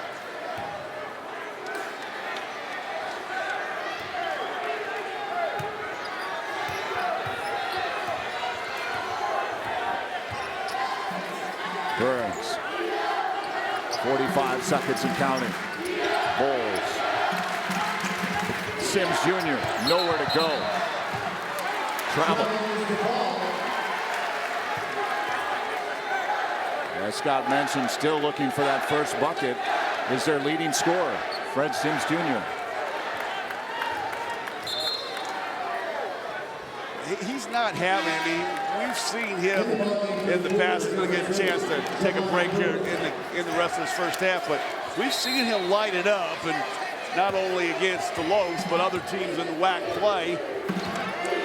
He's just off his game from where he was a year ago. Yeah, a year ago in the 2 games, averaged 21 points per game. He does have 5 rebounds. Smith. Jackson. Hands it off. Braun looking for 3.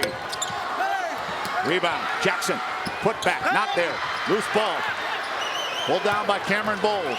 Well, Lopes, they've got 8 offensive boards, but only 4 second-half chance points to show for it, and then they get beat underneath the end of the half. Easy one for Jelani Pruitt.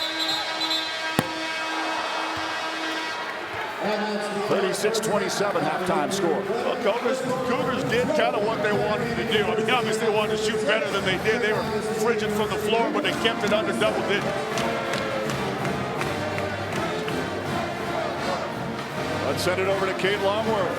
All right, Coach, well, let's start with the good. Right now, you're holding Chicago State to 24% shooting, and Fred Sims Jr. normally leading the way for their scoring. He's yet to be on the board. What have you seen from your defense? Way too many fouls. I mean, they're a very good free throw shooting team. We put them in the line. Not only do we put them on the line, but we got Holly, Keontae, Fifi, Rob, all with 2 fouls. Can't foul. Got to make them make shots. And then offensively, with those guys on the bench, we're living from the outside. We got to be strong with the ball. And with some of your key players in foul trouble or heading that direction, what will be the game plan in the second half? Go out and play. I mean, you get 5, so we got to go out and play and be smarter on the defensive end and be stronger with the ball. All right, thank you very much, Coach Majerle, breaking it down. And guys, you know, he's been preaching to crash those boards. We're not really seeing that aggressive play on the glass, so you can imagine he's going to demand more of that from his team in the second half as well. No doubt, both teams with 20 rebounds in that opening half. The Lopes are up 36-27. Kate Longworth will be back with more of our halftime festivities here from GCU Arena in Phoenix. So keep it right here.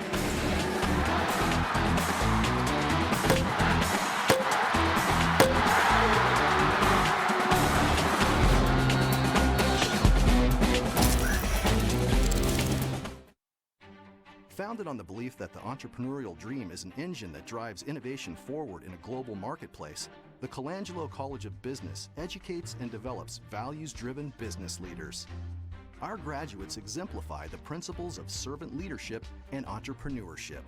GCU's strong Christian identity informs the education you receive, integrating our Christian values with the business curriculum. The college features more than 25 programs from the bachelor through the master's level, catering to traditional, evening, and online students. These programs serve a diverse set of aspiring business professionals who not only learn in the classroom, but gain real-world experience operating actual businesses.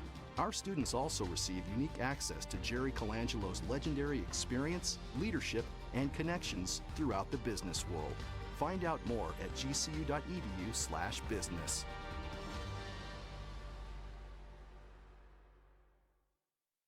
Hey Phoenix, it's Thunder Dan Marley, head coach at Grand Canyon University. Coming to GCU was a great move for me. Join Antelope Nation by enrolling as an evening student at our beautiful campus in the heart of Phoenix. Earn your bachelor's, master's, or doctoral degree to take your career to the next level. Engage with industry expert instructors in small classroom settings where you can get the support you need to excel. Scholarships available. See you on campus. Go Lopes. Find your purpose at Grand Canyon University. Visit gcu.edu/evening. Welcome back. A live look inside GCU Arena. We're right now at the break. The Lopes are on top of the Cougars, 36-27. Just moments ago, though, I talked with Dan Marley, and he said this team, they'll play pretty strong on defense. They've got to worry about that foul trouble and start crashing those boards. We've heard Dan Marley say that more than once. I'm Kate Longworth. Thanks so much for joining us here on the Lopes Halftime Show on Your View.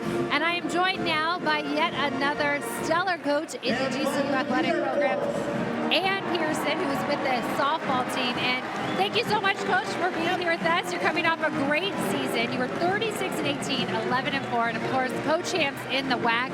So what is the goal now? How do you go out and improve upon that? Well, we obviously want to win the WAC again this year.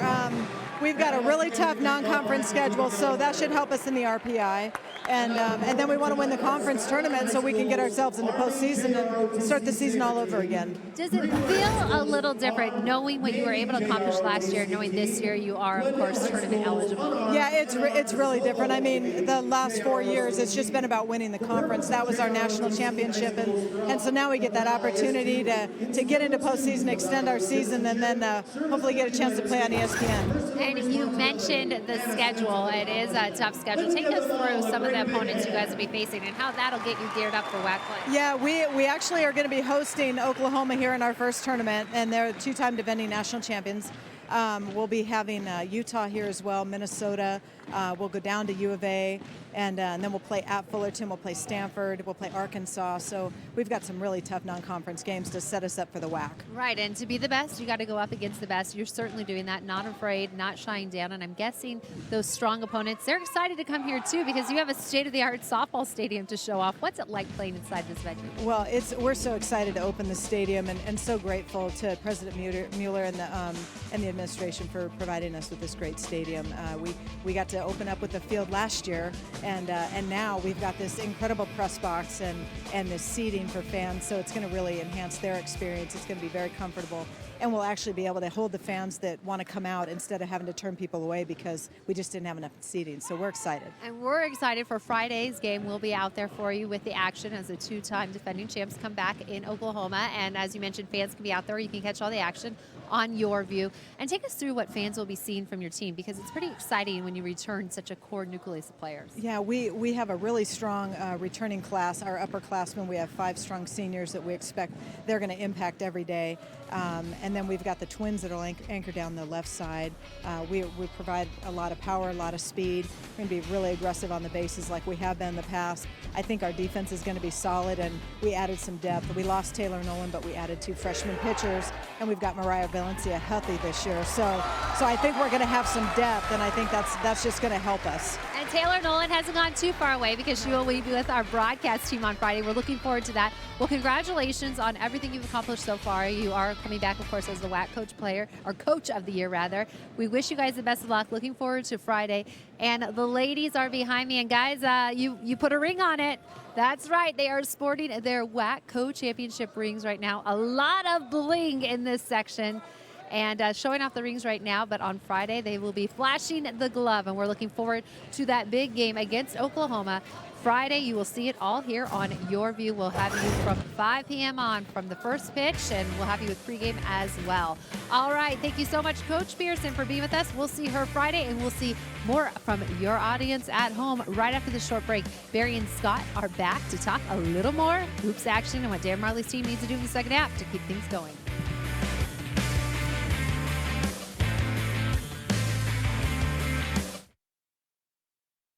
I decided to go to college to further my education and define my purpose in the world and be a part of something much bigger than myself. I wanted to set up the best possible future for myself, both academically and athletically. I try to learn from everyone, whether that be professors, my teammates, or other student athletes. I try to see everyone as an opportunity to learn. Everyone has a story to tell, and I think there's a moral and something you can learn from it. I'm Dominique. I'm a student here at Grand Canyon University studying hospitality management. My hospitality courses here are giving me a high-quality education from professors that I know have been successful. Being able to work while I'm in school has enriched my college experience. I feel like I know where I'm going and what I want to do. I've gone through things I can't necessarily be taught, and so that paired with everything that GCU is doing for me, I feel like, is setting me up for success. To have someone say, like, I want you, that's like a lot for someone like me. They're changing people's lives. By changing my life, now you changed my little brothers and sisters because they saw that I went to college. It'll just be, my greatest accomplishment, not just because it's a diploma, but because, I did what no one really thought I could do. When they say, find your purpose, they mean it. Find your purpose at Grand Canyon University. Private, Christian, affordable. Visit gcu.edu.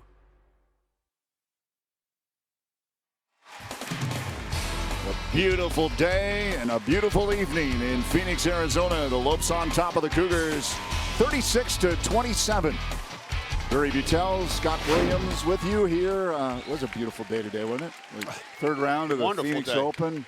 Where else would you want to be? Are you watching up north? What was it, about 80 degrees?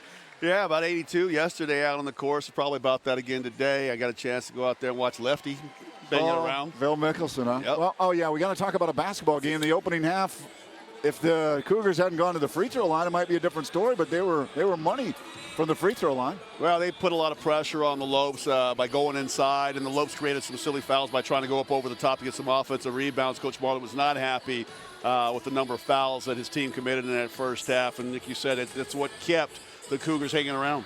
Let's take a look at our opening half highlights. Begin with the first of many threes from the corner. It's Alessandro Labor. I love this swing right over to the corner there. That extra ball movement. Labor, the recipient of some unselfish play. He knocks that down, and then Simmons, boy, was he good in that first half. Just tanks his way right to the basket on the young freshman.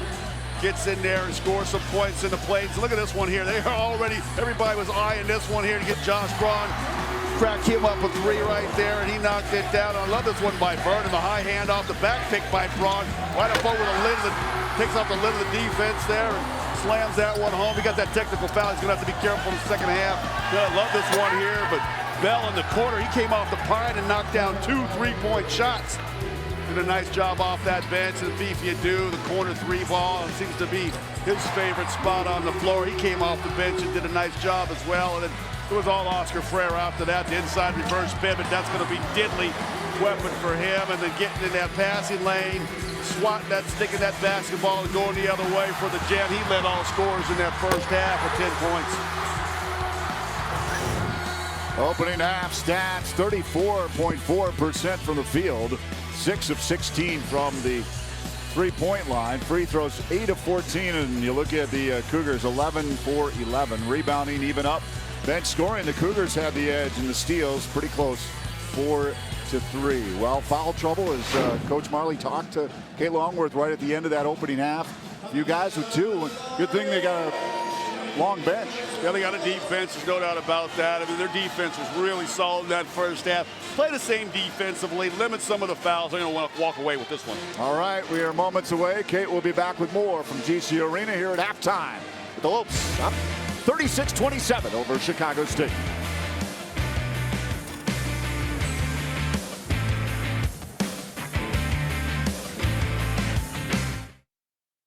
The Grand Canyon University Championship Golf Course features over 7,200 yards of tees and tree-lined fairways, signature par 3s, greenside bunkers, and a 22,000 square foot clubhouse.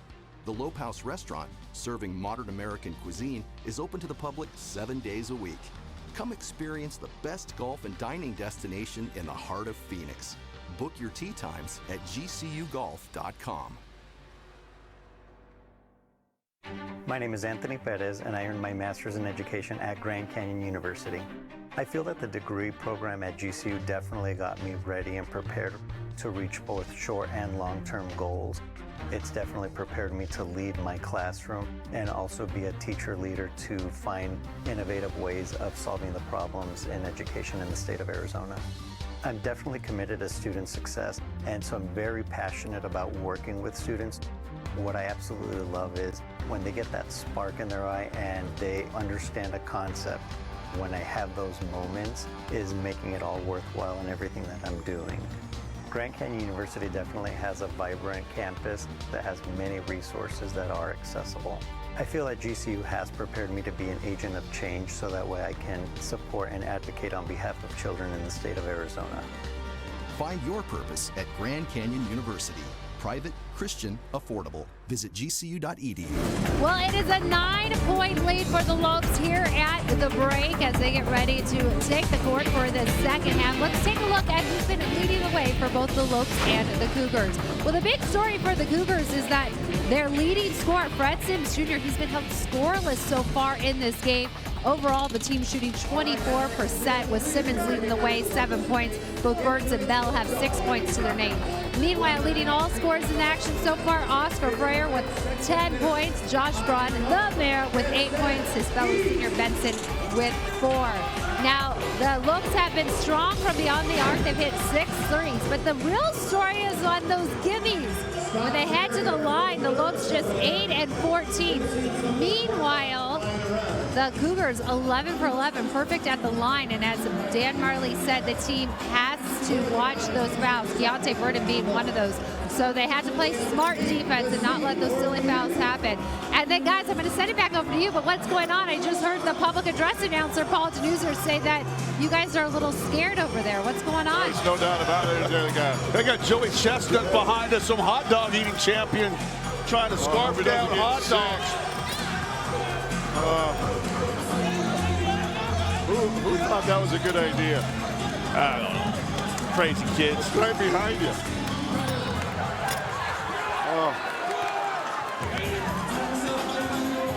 Oscar Freyer's been eating it up in the first half, hasn't he? How's that for a segue? Yeah, that was a great one there, Barrett. And he's been absolutely scintillating. He's won a nice job behind the arc. He's knocked down 2 long balls in this game. I love that one right there. Boy, I tell you, you square up right there from the elbow. You put so much pressure on the defense, and then they find him in the corner again. And, of course, this is how he got back on the floor when he got benched earlier in the game out of that starting lineup, doing it with the defense. So the rebounds last game. Tonight he's doing a nice job playing defense and making buckets, and then just really good play. Sorry, this guy behind me eating these hot dogs making me a little nervous. As long as he doesn't puke, I'll be all right. He might have won. I'm not sure. Is there really a winner? We get a count on that? How many? Just step over to the side there. We're about ready to start the second half. Assistant coach Chris Pemelo chatting with Oscar Freyer. Let's see if they can shut down Sims Jr. again here in this second half. But he was really struggling, frustrated, kind of forced a couple shots there in the first half. And he's 0 for 6 from the field. Let's see if he comes out, see if he will be aggressive early on, or if he'll let the game come to him. We are underway. Lopes fans remain on their feet till they hit their opening bucket.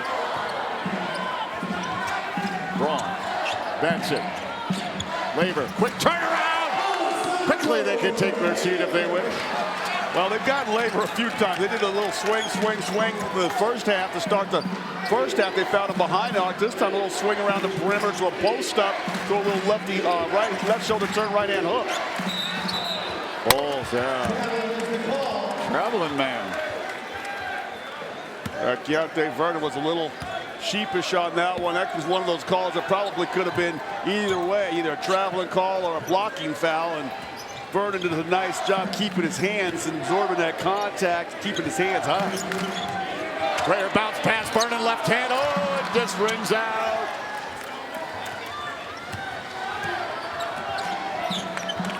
Glenn Burns brings it up, far side. Back in the middle, Fred Sims Jr. Bulls, high by Vernon. Burns comes back out, Benson's on him. Boyd on Tannenberg. Freyer high for that third rebound of the game. Freyer, Benson, near side, Braun. Vernon, bounce pass, quickly, Braun. 3! Nice job. I like that little inside pass. Defense turns to follow the ball. He slides outside of the defense's vision to an open spot on the floor, and Labor with a good pass. Braun with 11, leading all scorers. Takes it away. Labor. Benson. Braun up high. Labor. Feeds it back to Benson. Nice. Moving without the basketball, so important in the game. Good dish inside once they go back out with the ball. The Braun three, this time a cutting Casey Benson, slicing down the lane, leads to a 7-0 Lopes run. Let's look at this one more time. You got Labor, slides up here to the basket. He's going to receive this pass from Casey Benson. He gets it over here, and then he's just going to go straight to the basket for the easy bucket. So just a simple little cut to the basket. He comes down here, he posts up, and then Benson just runs right down that left lane, lays it in. You mentioned it, he came out on fire here. 7-0 run to begin the second half. We talked about softball next Friday. How about the Friday after that? The TCU Horned Frogs. Wow, we got the defending champs in softball and World Series contending TCU Horned Frogs team coming in. Head coach Andy Stankiewicz and the defending WAC champion Lopes. They kick off the 2018 season by hosting the Horned Frogs at a newly renovated Brazel Field at GCU Ballpark. Friday, February 16th at 6 p.m. TCU is on a streak of 4 straight College World Series appearances and is the consensus top 10 team in all the polls. Join us on Your View starting with the Lopes pregame show at 5:30. It truly is a brand new ballpark.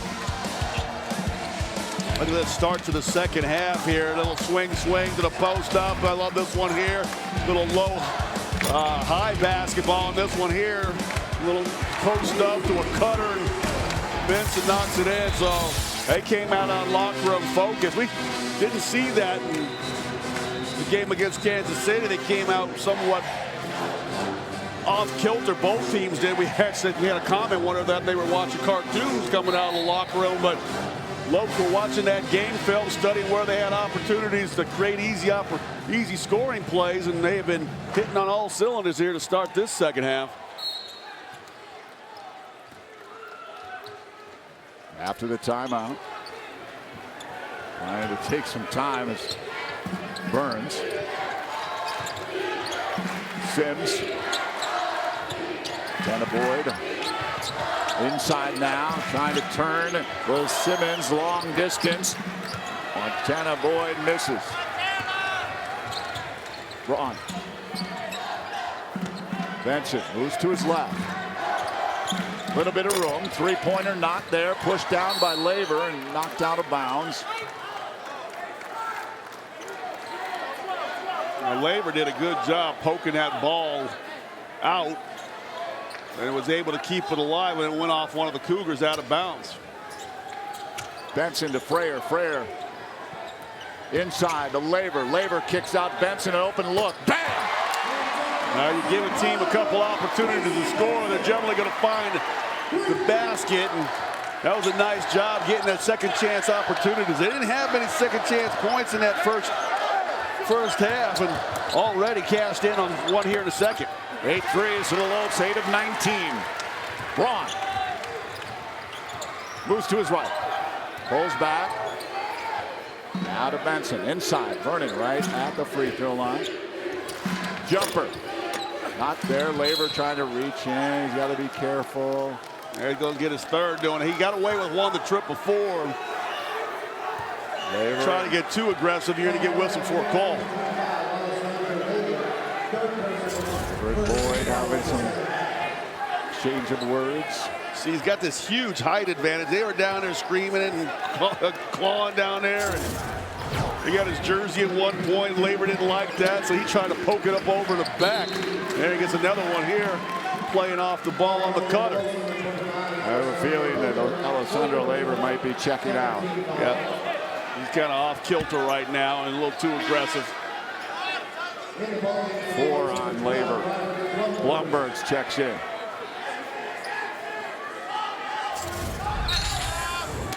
Look at the off man cutting to the basket here. He's just giving him too much shoulder, too much body, not letting him run.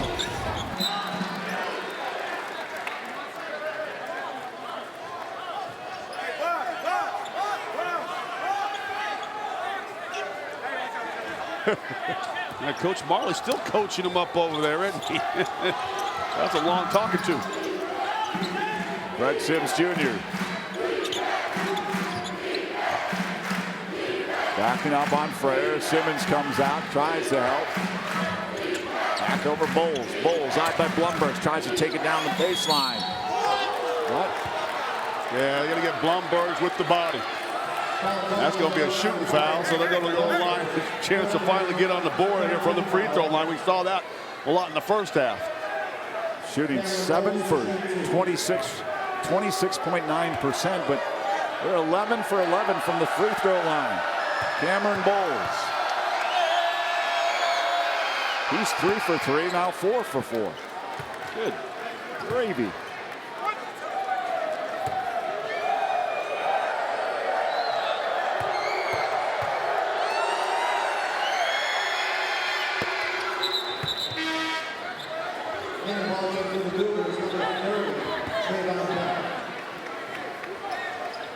Boyd out. Trayvon Bell in. He puts some heat on Benson on the inbound. Casey crosses center court, moves to his right. Braun pulls down, cuts in, now back out. Blumberg's going to leave it over for Casey Benson.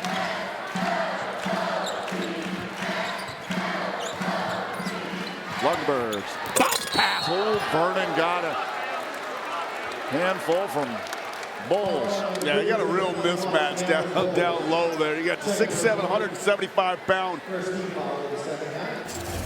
Bowles trying to guard Keontae Vernon, who goes about 235, 245 underneath there. He's going to win that battle every time.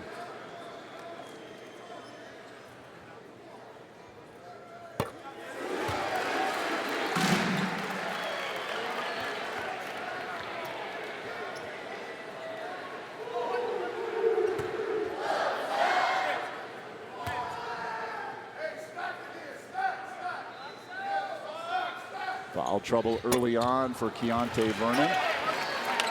In the first half, picked up 2 quick ones. Got 4 points in 9 minutes. Brett Sims Jr. inside. Simmons trying to back in. Loose ball, Simmons right-handed in. Oh, that's some State 2 of this right there. He was lucky to be denied. Look at the full court pressure now from State. Frere. Oh, look at him swarming it, trying to get. Cougars, they're clawing like you wouldn't believe for that basketball. They thought they had all ball, but I think they got a lot of risk too. Timeout on the floor, 15:48 to go, second half, 16-point lead now for GCU. Let's send it over to Kate Longworth. Well, guys, the Lopes have been hot from beyond the arc, hitting 8 threes so far tonight. Meanwhile, they've held the Cougars to just 2 of 11 shooting from three-point land. And not a surprise here because GCU ranks first in the nation in three-point defense, allowing opponents to shoot just over 27% from beyond the arc. They also have allowed the fewest three-pointers per game, averaging about 4. Our opponents are averaging about 4 per contest. Grand Canyon, you see on quite the list right here, allowing a total of just over 100 three-pointers to their opponents at 102. San Diego behind them with 103. And also on this list, but not inside the top 5, at number 6, Virginia. And you know they're being hailed in the NCAA as one of the best defensive teams. They have allowed 128 total threes. So I think that just gives you the range of what GCU is doing. And Scott, perhaps maybe you can speak to this stat when you are a team game planning to go up against another team like the Lopes who can box you out from beyond the arc. They push your game inside. How does that just change your game plan and what you're doing? Are you aware of the other team's strengths in their defense, and does that affect your game plan on offense? I know the coaching staff is aware of the other team's strengths and will try to devise plays to not go against those. The players aren't so much aware of it, but they're just going to try to let the game kind of flow to them and whether the coach is calling out. But look at the defense tonight, the way the Lopes get out and challenge shots. They don't let teams get clean looks from behind the arc very often. I mean, having to try to beat the shot clock and just get something up on glass, or you get frustrated so often that you can't get anything inside, that you take a shot maybe a couple feet further out than you'd want to, just because it's tough to get anything inside going on. But you got to give the Lopes a lot of credit. You know, they have played a couple cupcakes in this year that surely has helped their stats. But when you're going out there and you're doing it on a nightly basis, it is impressive that they are leading the nation. Cougars played it tight here. Up high, Keontae Vernon! Dilly! Well, Coach Marley's teams are some of the best at either baseline out of bounds plays or sideline out of bounds plays. That one was just thrown from the sideline right to the bucket. 5 assists on 5 field goals in the second half for the Lopes. Pull down. Trayvon Bell, not there, pulled down by Blumberg. Yeah, so they just got out there and closed out on Bell, so he had to run right off of that three-point shot that he wanted to take. He made a couple in the first half. Reverse, Keontae Vernon! He's making up for some lost time on that punt in the first half. Back-to-back buckets inside for the big man.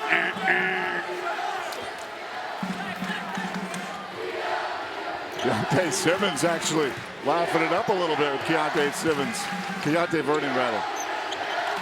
I think they both enjoyed that. Fred Sims Jr. not there from the three-point arc and beyond. Yeah, Blumberg's with his 4th board off that pie tonight, doing a nice job getting on that glass. Lopes opening up a 20-point advantage.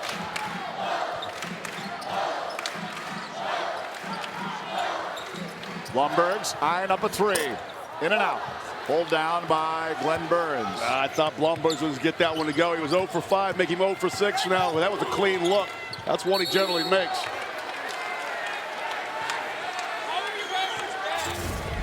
Well, look at this one more time. I mean, you're just starting Keontae Vernon right up here. He's up top, and just when the ball comes, he just beats his guy. This is just a straight move to the basket. He just beats his guy right to the bucket.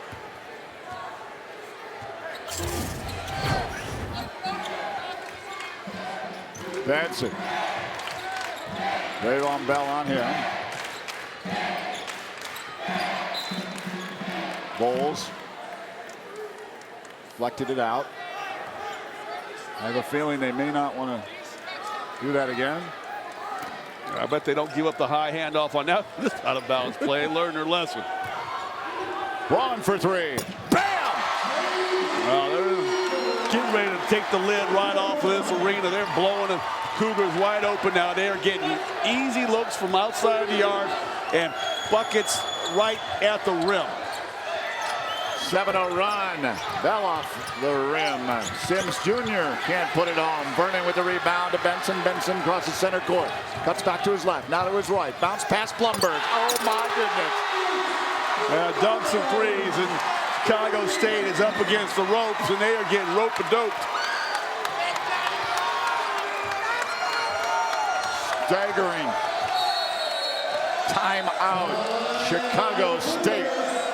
Well, Sims Jr. has not been able to get anything to go offensively, and the Lopes getting whatever they want on their offensive end. Lopes outscoring the Cougars 20-4 here this half. Josh Braun lightened it up. Leads all scorers with 14. Yeah, Josh Braun, he had a slow start in Kansas City. Didn't get anything going on Thursday night. And in the second half, he comes out and he hits 2 3-point shots that kind of got him rolling. And he has built off of that momentum tonight. He's been a lot more aggressive, especially in the latter part of this game. He's got 4 of 7 from the field, 3 points, 3 3-point shots, and he's perfect 3 of 3 from the line. So whatever he picked up into his game and discovered in that second half of that Kansas City game, it has carried over tonight. Currently on a 9-0 run over the last 2 minutes, 40 seconds. The Cougars haven't scored a bucket in 2 minutes, 58 and counting. Burns to his left. I don't know if I see anything about Josh Braun's game that I would say is much different other than the fact that he's more aggressive. Getting a lot more shots, right? Yep. Pruitt loses it to Vernon. Deontay came to play here in the second half. Blumbergs.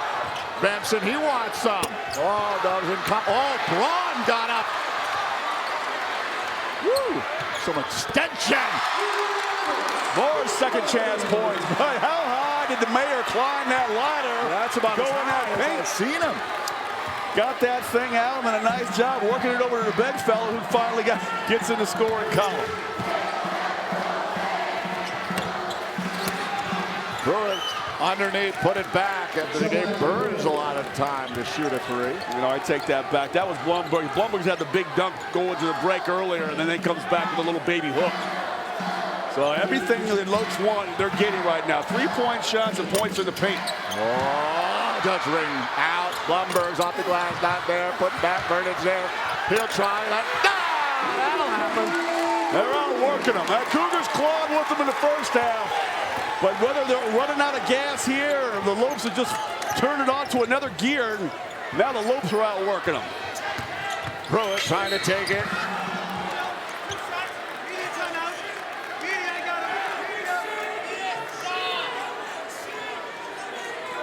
Timeout on the floor, 11:27 to go, second half. The Lopes opening it up big time, second half. Leading 60-33. Come on back, won't you?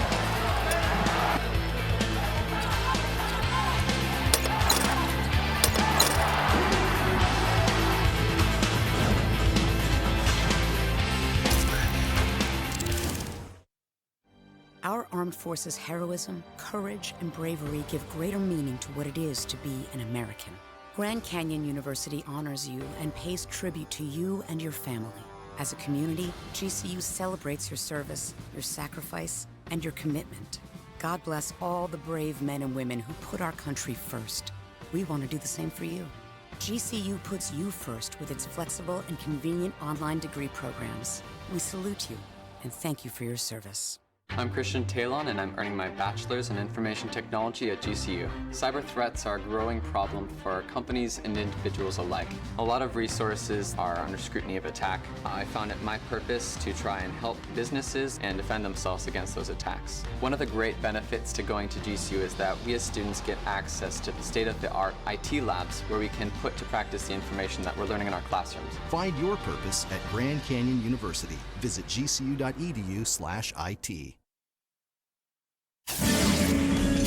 Well, with the Lopes on top right now, 60-33, they hope this continues and that they will be taking a 2-game winning streak on the road for 3 straight conference matchups starting next Thursday at UTRGP, followed by that big one that's been circled on the calendar next Saturday at New Mexico State, looking for a little revenge against the Aggies.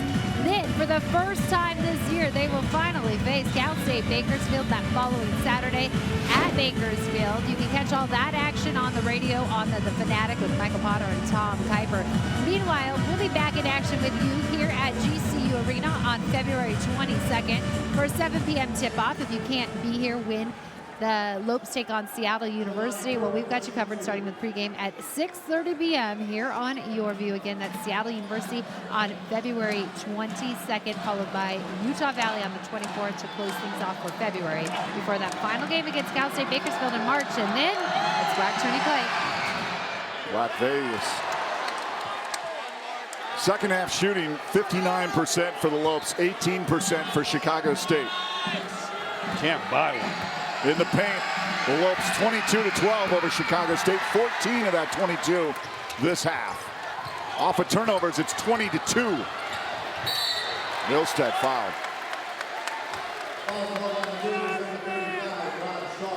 Rob Shaw called.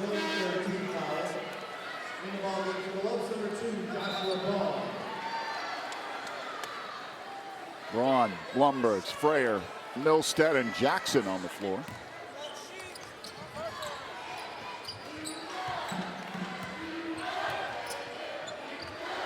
Frayer to Milstead. Milstead leaves for Jackson. Jackson swarmed, knocked out of bounds.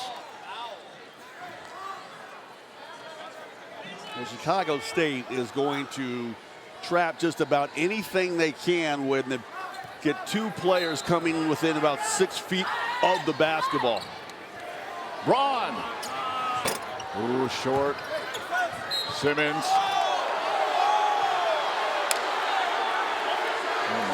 That might have been a sympathy call right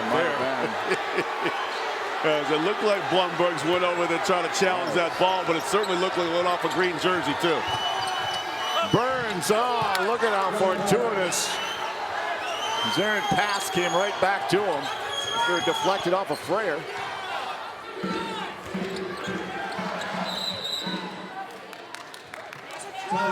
Milstead calls the timeout. We saw that, a couple of games ago where he didn't call the timeout and he lost the ball.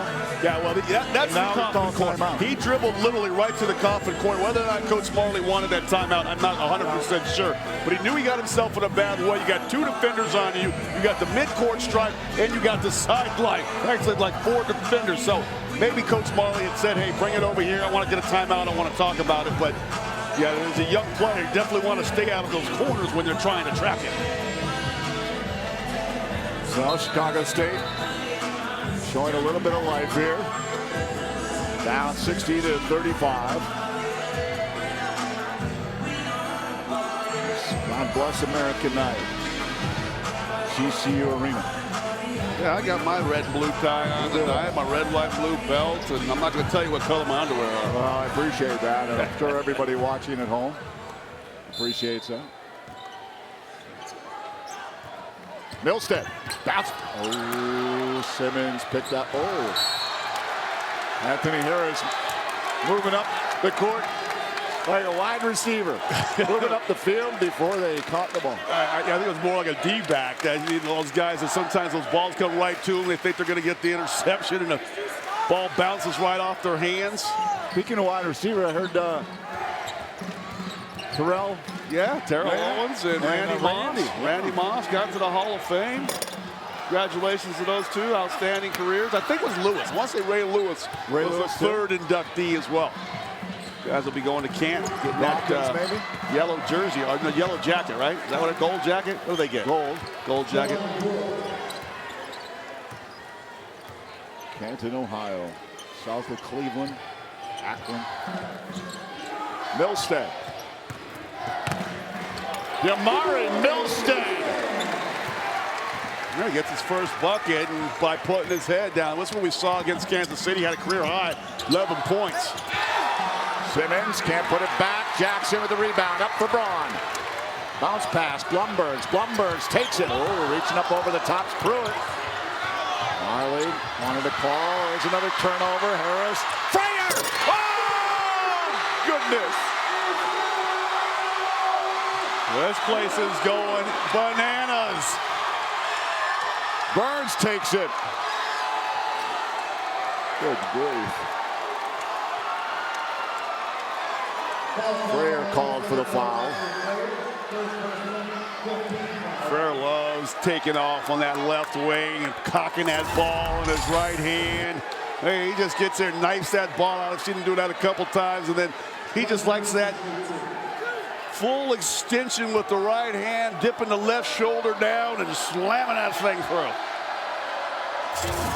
Everybody was off their feet. That even put a smile on Mr. Mueller's face sitting over there in the second row. He loves the jams. He likes everything that he's seeing tonight. Excellent defense.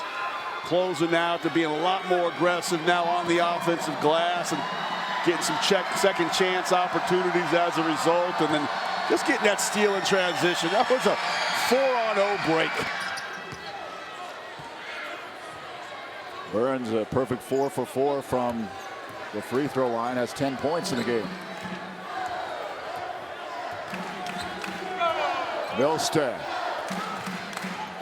piling up some minutes the last 2 games. Up high to Braun. Knocked away by Burns. He's got the basketball. Moves to his left. Bell puts it down just inside the arc. Rebound. Back to Bell. He puts it home. Pruitt helped him out.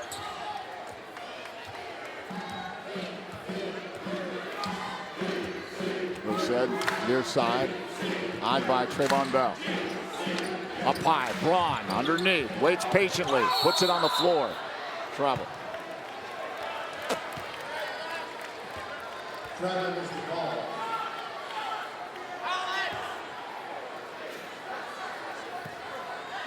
Alex Dubovitsky in the game for the Cougars. Hands it back to Burns. 8.5 to go. Second half. Pruitt in the corner, comes back on. Dubovitsky. Moscow native pushes it back to Pruitt. Pruitt's 3 not there. Coming up is Blumberg's. Yeah, Blumberg's.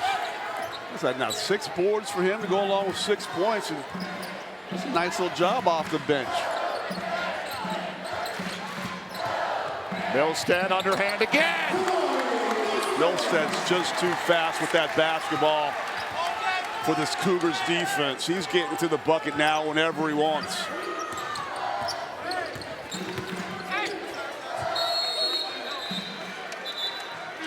Time out on the floor, 7:52 to go here in the second, 66-41. Keontae Vernon got into some foul trouble in the opening half, but has picked up 10 points, 8 rebounds here in the game. Very aggressive here in the second half. He got a chance to get himself fired up with that jam on the out of bounds play, and then he's working hard on the glass. So he's having some fun. He likes a good physical game, no doubt about it.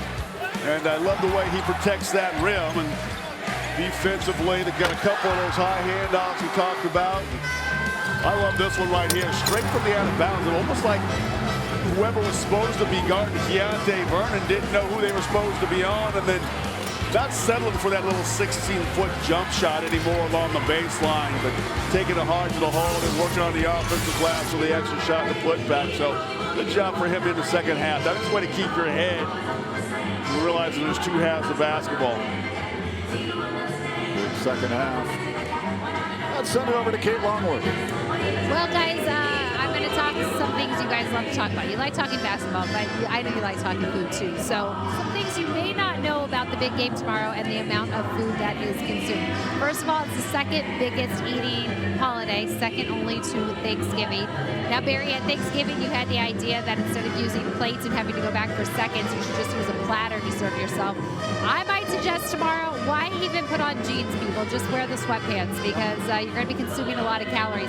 On average, you're supposed to consume 1,500 to 2,000 calories a day. Well, the average person will consume 2,400 calories during the game alone tomorrow. Now, 60% of takeout tomorrow will be all for pizza, and over 28 million pounds of chips will be consumed. We believe that because we took a poll here with the Lopes team, and they all vote chips are their top snacks, pretty much. Meanwhile, over 1.25 billion chicken wings will be consumed. Did you say billion? And I said billion. And 8 million pounds of guacamole. That's holy guacamole when you hear stats like that, guys. I love the sweatpants thing. That could be a long. Yeah, anything with an elastic waistband and drawstring. Well, Thanksgiving and to the big game. Like it. Yeah, I'll do my part. What, 2,400 is the average? I'll take the over on that. Fifier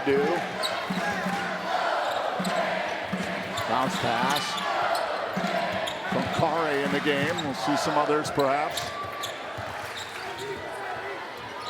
Milstead, look at that. No look, Fifi pulled it down. Bounce pass, Milstead back out. Getting a little fancy. Oh! Fifi at the buzzer. They got a hurt player down here. Looks like Bell took a shot to the thigh. He's going to have to come out of this ball game. The official stopped it for him. I don't know if he's come. I'm sorry. I'm thinking they're checking to see if they beat the buzzer on this. I thought the ball was clearly out before the buzzer, but let's take one more look at it here. Couldn't see the shot clock in that particular angle. Maybe we got a better angle of it. We can actually see the shot clock. See where that red light comes on. Of course they do. Here it is one more time. 4 seconds, 3 seconds, 2 seconds, 1 second, and he got it all. Got it all.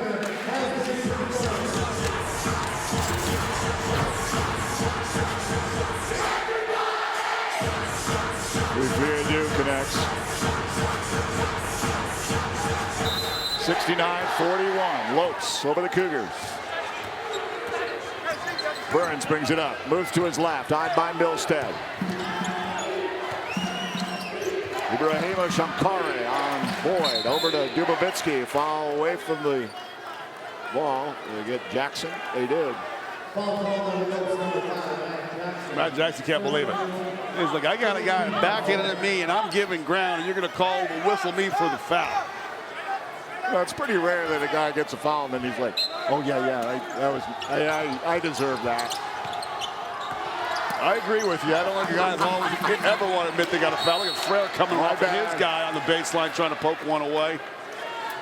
He's been active defensively tonight, a couple steals that led to some big jams. But look at the Lopes, they haven't fouled at the rate they did in the first half, but they're one away from putting the Cougars at the free throw line once again here. Simmons trying to back in on Jackson. Frere comes over, got a hand in there. Oh, travel. Disruption from Frere. Well, Simmons got that big body, broad shoulders. You look at those traps. He likes to put them to work down there. Likes to bang guys down there. Uses his offhand very well, getting it and hooking players where it doesn't look like it's a foul. But when he bumped Jackson's put on about 15 pounds of muscle from a year ago. He doesn't back up so easily, and that's what threw Simmons off balance. Watch through that press, Milstead. By Trayvon Bell. Inside, Jackson. Ooh, careful. Foul on Dubovitsky. They're never going to get out of here if they're going to blow the whistle this often. I mean, they're blowing it every trip down the floor. These guys are big and strong. I have no problem with them blowing the whistle and it's, the shots being taken or play out towards the basket, but off balls, they got to let some of these fouls go. They can't blow it every time like it's a bitty ball game. Kare hands it off to Milstead. Martin makes his way over to the scorer's table. Kare moves, spear. Right hand, not there. Picks up the rebound. Oh, he can't put it back.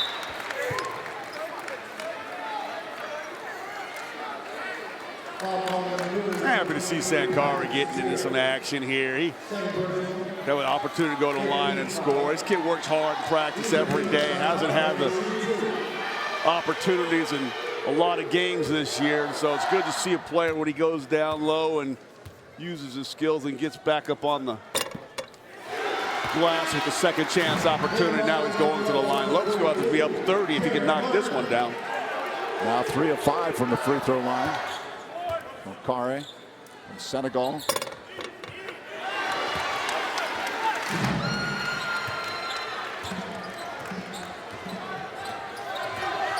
Burns. Try to get it over to Spear. Heavy traffic. Spears on the floor. Jump ball. Possession arrow for Chicago State.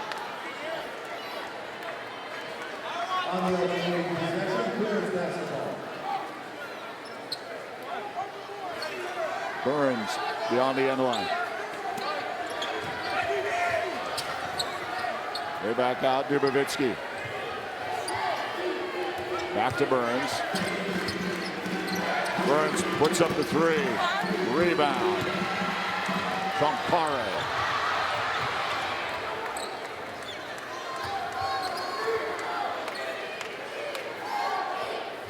Champare extended minutes here, averaging 3 minutes in 6 games that he's played in.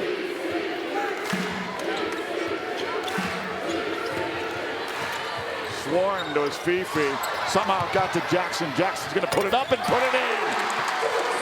Well, I'm not sure if Fifi's target was Matt Jackson, but somehow it found it all the way across the defense to him when he knocked it down.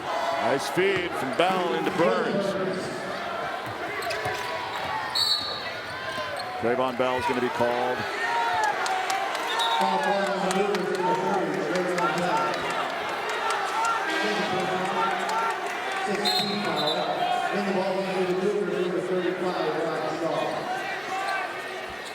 Bell's going to get himself a little breather. They, Chicago State. I mean, they're getting busted, and rightfully so. The Lopes are doing what they're supposed to be doing, not letting up off the glass. We talked about that. Don't show any mercy to a team.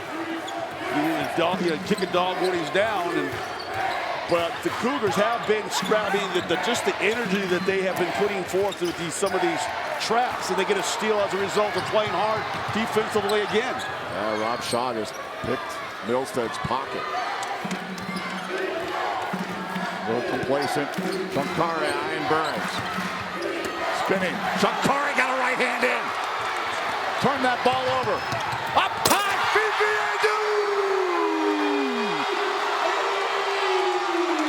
Dew wanted that high handout the whole time. Mr. Newell loves it.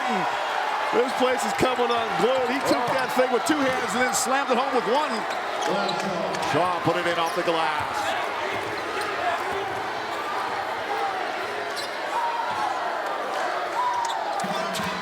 Milstead. Rob Shaw's on him. Milstead. Here's back. 13 on the shot clock. Bounce pass. Champare. Oh, he went back after it. Back out. Martin eyes up a 3.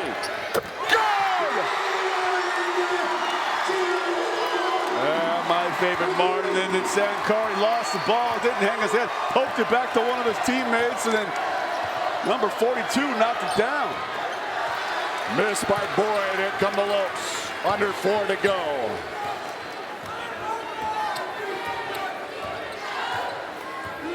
Milstead leaves it for Dew.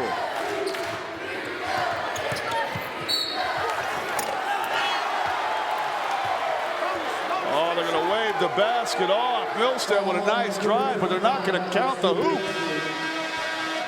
Lopes in control, 78-45. Dew. With that, I perhaps bid you Dew.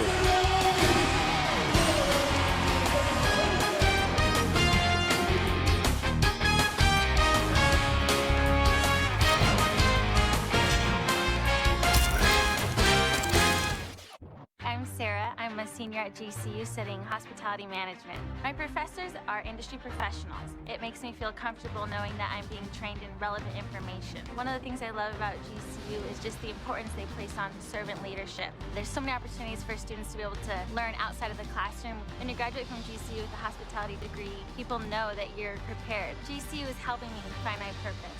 Find your purpose at Grand Canyon University. Private, Christian, affordable. Visit gcu.edu. The Grand Canyon University Championship Golf Course features over 7,200 yards of tees and tree-lined fairways, signature par 3s, greenside bunkers, and a 22,000 square foot clubhouse. The Lope House restaurant, serving modern American cuisine, is open to the public 7 days a week. Come experience the best golf and dining destination in the heart of Phoenix. Book your tee times at gcugolf.com. We welcome you back with a trip around the WAC, and the leader of the WAC, well, no surprise here perhaps, when you look at New Mexico State. They have been hot from the get-go right now, taking in yet another win after their 7-0 record in play. And they are taking it over UTRGV in the final there, 90-67. Meanwhile, Bakersfield, Kansas City, and going head-to-head at the break. Bakersfield on top there, 44-20. And this is helping at the Lopes, especially when it comes to that seeding, when you look into that WAC tournament play come March. Seattle University up on top of Utah Valley, 32-21 with a little under 2 minutes to go in the first half. And real quick before I send it back to you guys, a mention to the women's team for the Lopes. They are back at the 500 mark. They've won 9 of their last 12, most recently taking it 59-43 at Chicago State with the Yeah, Nicole Powell's team, man, turning it on here in the second half of the season. Yep. Doing well. Majewski, he's had 25 points today. 25 points. 4 of 8 from the arc today. Lethal. Milstead up high. Jackson, oh, he can't put it home. Inbound. Knocked out by Harris.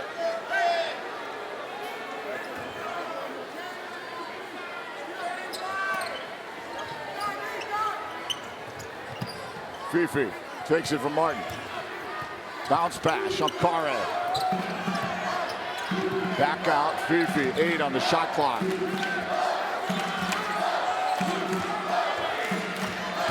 Fifi takes it. Off the glass, not there, tried to put it home.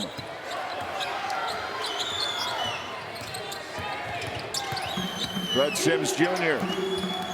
still without a point. It's just not that man's night.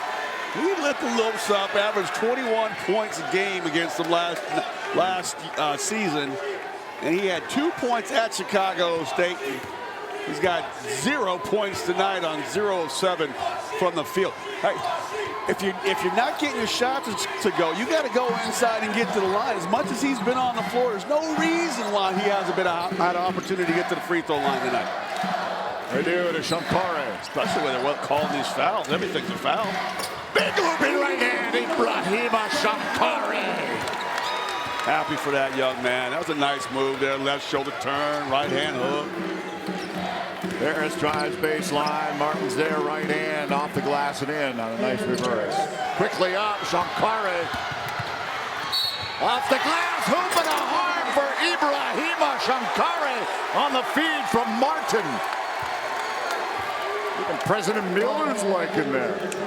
Well, you know, it's nice when a player that doesn't get a chance to come in and play a lot doesn't mess with his minutes. I mean, sometimes guys want to be cool or think, well, I'm only getting to play because we're up 30 points, and they mess up their own minutes. But Shankare tonight, he is being efficient with his minutes and responsible with the basketball, and he's doing it at the defensive end too.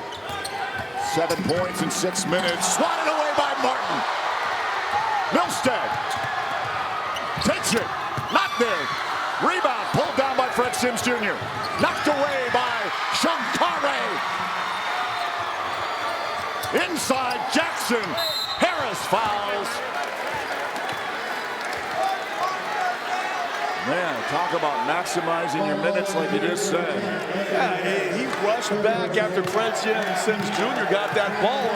He thought he was going to streak and get his first 2 points of the game, and Shankare says, no, not up in here, and knocks that thing away. And one thing about Martin is he's so unselfish. He could have dribbled that thing down into a scoring area for himself, but he kicks it ahead and ends up with Matt Jackson being the recipient of an easy opportunity down low, now going to the line and making his free throws. 86 points for the Lopes tonight and building.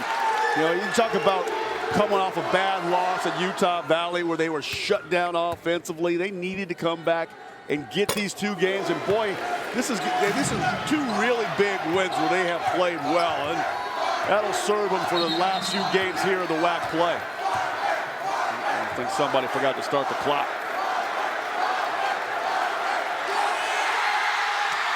Cheek-Sai Sabane in the game. Parker Dale is getting the Havocs up off their feet. He's going to be checked into the game. Allen is in the game. The Havocs got him in because they were yelling something behind me, and I couldn't understand exactly what it was because we don't hear Parker's name yelled very often, but they were yelling, Parker, Parker, and Coach Coach Majerle said, okay, Havocks, you're here for us every night. You want Parker? I'll give you Parker. Let's see what Parker can do now. Third game of action for Parker Dale from Sydney, Australia. The consensus from the crew is that they feel like the females are getting Parker into the game here. The power of the Havocks. Yeah, that Havocks got it done. Let's see what he can do. I hadn't seen this kid play a whole lot. Sheik a perfect 3 for 3 from three-point land.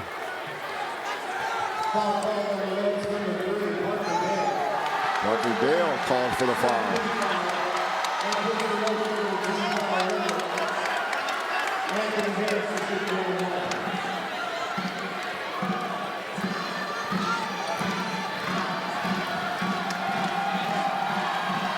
Anthony Harris goes to the line.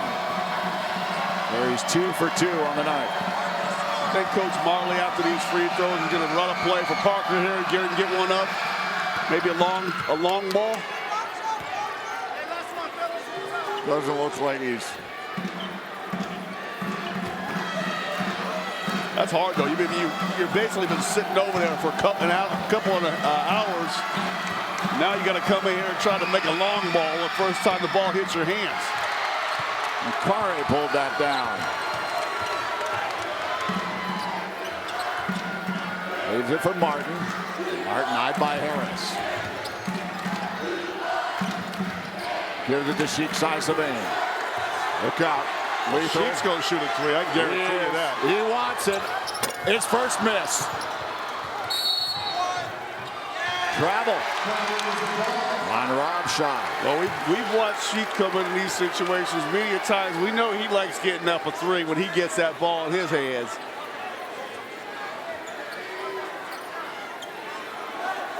He was convinced he was going to get that off. Oh, get it to Parker. Kari wants more. Under a minute now. Zibovitsky knocked out by Sheik Saisavane. Saisavane from Harlem, New York. Played for Suffolk County. Havocks serenading the Cougars. Long distance shot. Their first point on the night for Fred Sims Jr. Three-pointer. From Kare. Sheik pulls down the 3.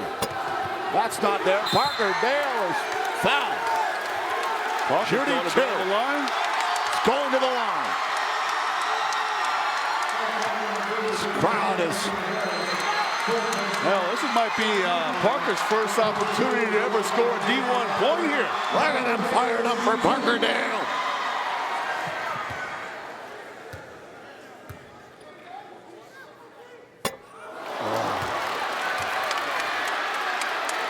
This one's going in. That was just the rangefinder with a lot of adrenaline and emotion. This one's going down. Back rim and down.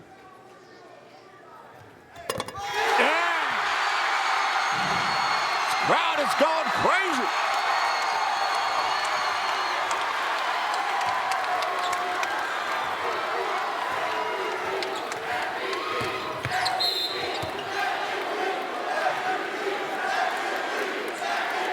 Nehemiah Allen gets the foul. So we try to extinguish the last remaining moments of this game.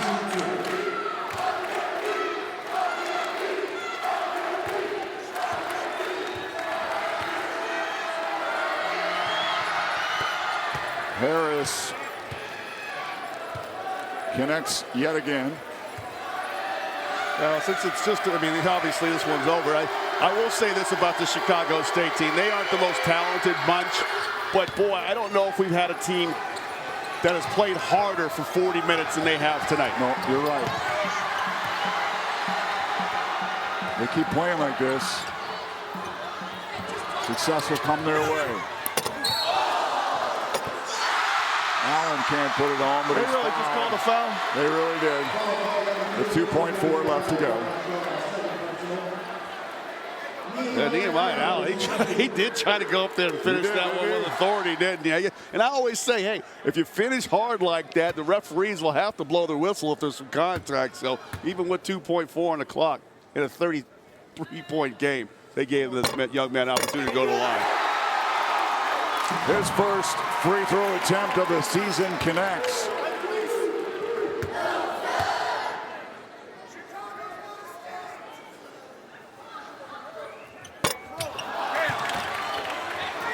That'll do it. 89-55 is the final score. The Lopes are victorious and improved to 6-2 on the season in conference play. 17-7 overall. We'll be back. Post-game press conference with head coach Dan Marley, our player of the game, our final stats, and a revisit to Scott's 3 keys. The Lopes in dominating fashion clobber the Cougars, 89-55. We'll be right back.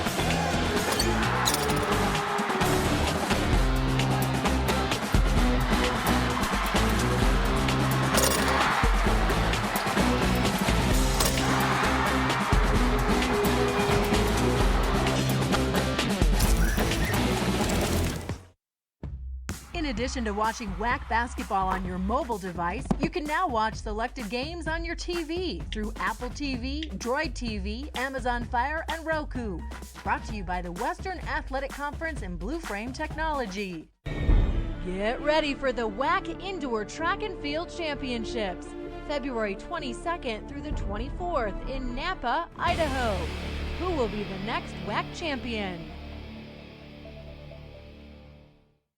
Grand Canyon University, Arizona's private Christian university, is a top tourism market bustling right in the heart of Phoenix. Join the student team at the GCU Hotel, Canyon 49 Grill, and coffee shop GCBC for real-world learning opportunities. Hospitality students can gain workplace skills and leadership training on the GCU Championship Golf Course, featuring brand new amenities. Across every enterprise, you have the chance to network, learn, and grow. Find your purpose at Grand Canyon University. Visit gcu.edu.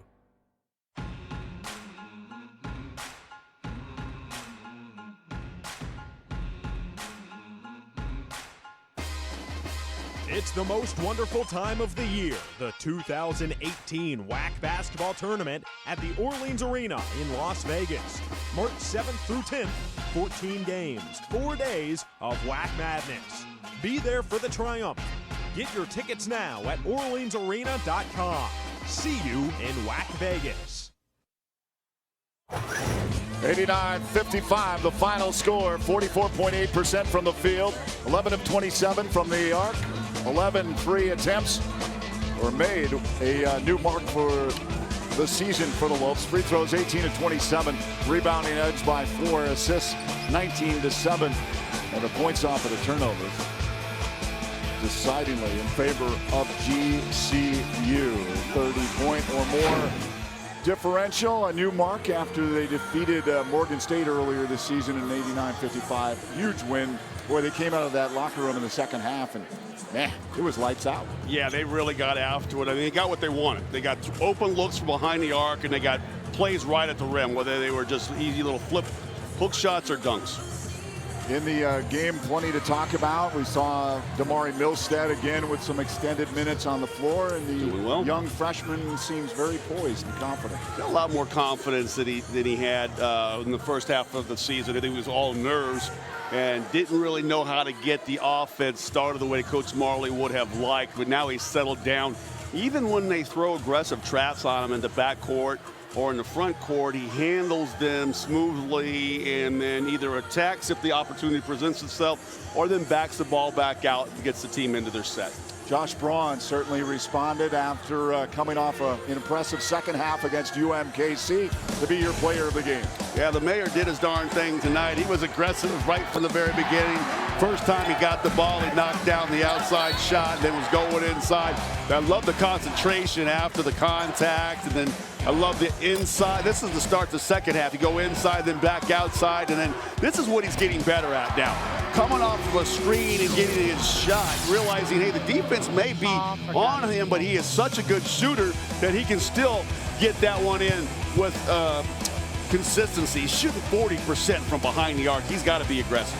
14 points, 3 of 7 from the arc, 3 of 3 at the free throw line, which is great to see. And something that we're accustomed to seeing from Josh Braun is almost just perfection from the free throw line, but that really hasn't been the story this season. So that's great to see. Yeah, you know, anytime he's on the floor and he's being aggressive offensively, it opens up other things for other players, whether it's just getting on the offensive glass, keeping balls aligned, or throwing the ball back inside. Let's send it inside. Kate Longworth with Paul Coro. All right, thank you guys, and just keeping an eye out because Dan Majerle will be joining us in just moments. The other day, he was very happy after that win. He was here very fast. So what do you think his reaction will be after seeing what his team could do tonight? Yeah, it's funny. They beat Chicago State by 28 in Chicago, but he wasn't in here this quick because he was chewing out. But he liked it. He liked it. He's here. Who wants to hear from us when you have Dan Majerle in the house? You got it. They can hear you. Oh, that's a mic there? Wow. Just, if you could just lean down. No, Yeah, we'll get it. Good game. Questions? Good second half. Questions? What was better about the offense in the second half then? You know, sometimes when you play a team that just switches defense and you press, you kind of look and see what are they in. Are they in man? They're in zone. So second half, we just said spread the floor, move it. Ollie, get your big butt in the post, throw it to you, work off of cutters. We just started moving the basketball instead of worrying about are they in the man, are they in the zone, are we in this play or in that play. Just spread the floor. Big guys get low, throw it in, cut, move, go get it. It seemed like you guys were just moving free and easy. It's like that second half, everybody was just. Yeah, you know, just took the thinking out of the game. You know, we're just thinking too much in the first half, and they played hard, and they played, you know, Chicago State gave us a lot of problems. So second half, just get out there and just play basketball, spread the floor. When you beat them there by a good amount, you weren't so happy with it. But tonight, did it feel better the way you did it? Yeah, I've mellowed since those years, Paul. No, I thought we did okay. I mean, I thought guys came in and played well. You know, a lot of guys struggled, but, you know, it's hard sometimes in games like that. You're expected to win, and we've lost to Chicago State before. So I'm happy with our guys. They did what we're supposed to do these 2 games. And now we got to go on the road and continue to win. It seems like some of your go-to stuff is clicking better. The alley-oops are starting to look a little bit better. Yeah, we're starting to complete it a little bit. I was thinking I was a little insane, keep running them because we never completed them, but we did a good job. So hopefully we're rounded into form if we ever need an alley-oop again. When you are struggling offensively, it seems like your defense is consistently there. Defense has been good. You know, I think Oscar's been good. He's starting to play. He's starting to realize how he's got to play, which is really good. Keontae got in foul trouble. Alessandro got in foul trouble. All our bigs got in foul trouble, so we had to go small. But I think just overall, in that second half, we just moved the ball. And, you know, you kind of throw the plays out of the window. You just look for mismatches, or you just try to get guys the ball and have them just, you know, drive and kick and just play basketball. There's been times in the past where the team plays to the opponent at times. Today, it seems like you guys really stuck within your own game plan. What's that say about your team and how you're coming along? Well, I think we're getting better at that. I mean, we've won most of the games, I think, that we were expected to win, and we've lost some that I thought we could have won against a really good or good team. So we've done a good job of this year of taking care of business. We just haven't done a good job of kind of stepping up against big games. You know, Boise State, we should have won that. New Mexico State here, Illinois, you know, on and on and on. Games that maybe we could have won if we would have played better, but we didn't. So we'll have a chance again. You know, we're going to go to New Mexico State. They're playing really, really good. UTRGV is much improved. So we'll have a tough road trip coming up, but we're excited for it. We've been pretty good on the road as of you know, we get to Utah Valley and didn't play really well either, but this has a chance for us to go on the road and see what we got. This stretch on the road, how big is this for you guys? I think it's big that we got to keep it going. You know, like I said, we're going to be playing really good teams. UTRGV is really improved, and we all know about New Mexico State. They're the class of the league right now. So it'll be a good test for us to play there and see what we got. But, you know, we got to get through the other ones first. But, you know, our guys are in a good mindset. They're tough, and they come with it every day. So I'm happy with our guys. This is good 2 wins for us this week. What do you think you guys have done on Sims in both games to really take just not leaving him and put length on him a little bit. Anytime he comes off a ball screen, we double team him, make him take tough shots because we know he's looking to score. So that's one guy who can really hurt you. So we just try not to let him get comfortable, make him put it on the floor and push him towards the crowd. and he hasn't seen it until the havoc started chanting for Parker. You gave Parker a good stare down before he told him here. Yeah, you gotta think about it. You know, yeah, they already had 2 Australians play. You can't play another one. But no, Parker deserves it. Those guys work hard. I'm glad Sheik, and I was glad I got E in there earlier because he's been actually having some really good practices lately. He's worked extremely hard. So I tried to get him in there a little bit earlier, and he's done a good job. So I'm happy for all those guys. They work as hard as everybody. Nice. That's good. Thank you. He was mentioning Ibrahima Shankare there, getting some minutes because he'd been looking sharp in practice, and he did have some flashes there when he got into the game. It was nice to see him. Yeah, the kid played well. I mean, it's one of those guys that does work hard in practice all the time. It's nice that you have a coach like Coach Majerle that recognizes that and rewards the guy, like lets him get his sweats off and get in there in the real game action. That'll keep him working the rest of the season. And he knows, hey, if I work hard in practice, I'll get some opportunity. Let's revisit your 3 keys with that Chicago flavor. Begin with a deep dish, I believe. Yeah, I mean, they did a really good job moving that basketball. They did 19 assists. I thought that they really went to work defensively as well, holding them just 34% shooting. I love the points in the paint, 24 points in the paint. And I think one thing I really like about where they played big, they got 15 offensive rebounds in that game. And then the Jordan mentality, the no mercy mentality. They competed 24 turnovers that led to 31 points. Bench came off, and they did a good job for 39 points. 33-point beatdown, and that's what you're supposed to do. Well, the Lopes will be taking into the road for 3 straight conference matchups starting next Thursday at UTRGV, followed by a huge tilt at New Mexico State on Saturday. They face CSU Bakersfield the following Saturday. Be sure to listen to all the action. Michael Ponder, Tom Kuiper on the Fanatic, 1580 AM. Our next televised game of GCU men's basketball on Yearview will be February 22nd when the Red Hawks from Seattle University take on the Lopes. Pregame starts at 6:30, tip-off shortly after at 7. But that'll do it from here at GCU Arena, where tonight the Lopes beat Chicago State 89-55. Please join us next Friday night at 5 for GCU softball against the Oklahoma Sooners. But until then, for Kate Longworth, Scott Williams, and our entire crew, I'm Barry Butel, wishing you a wonderful Saturday evening.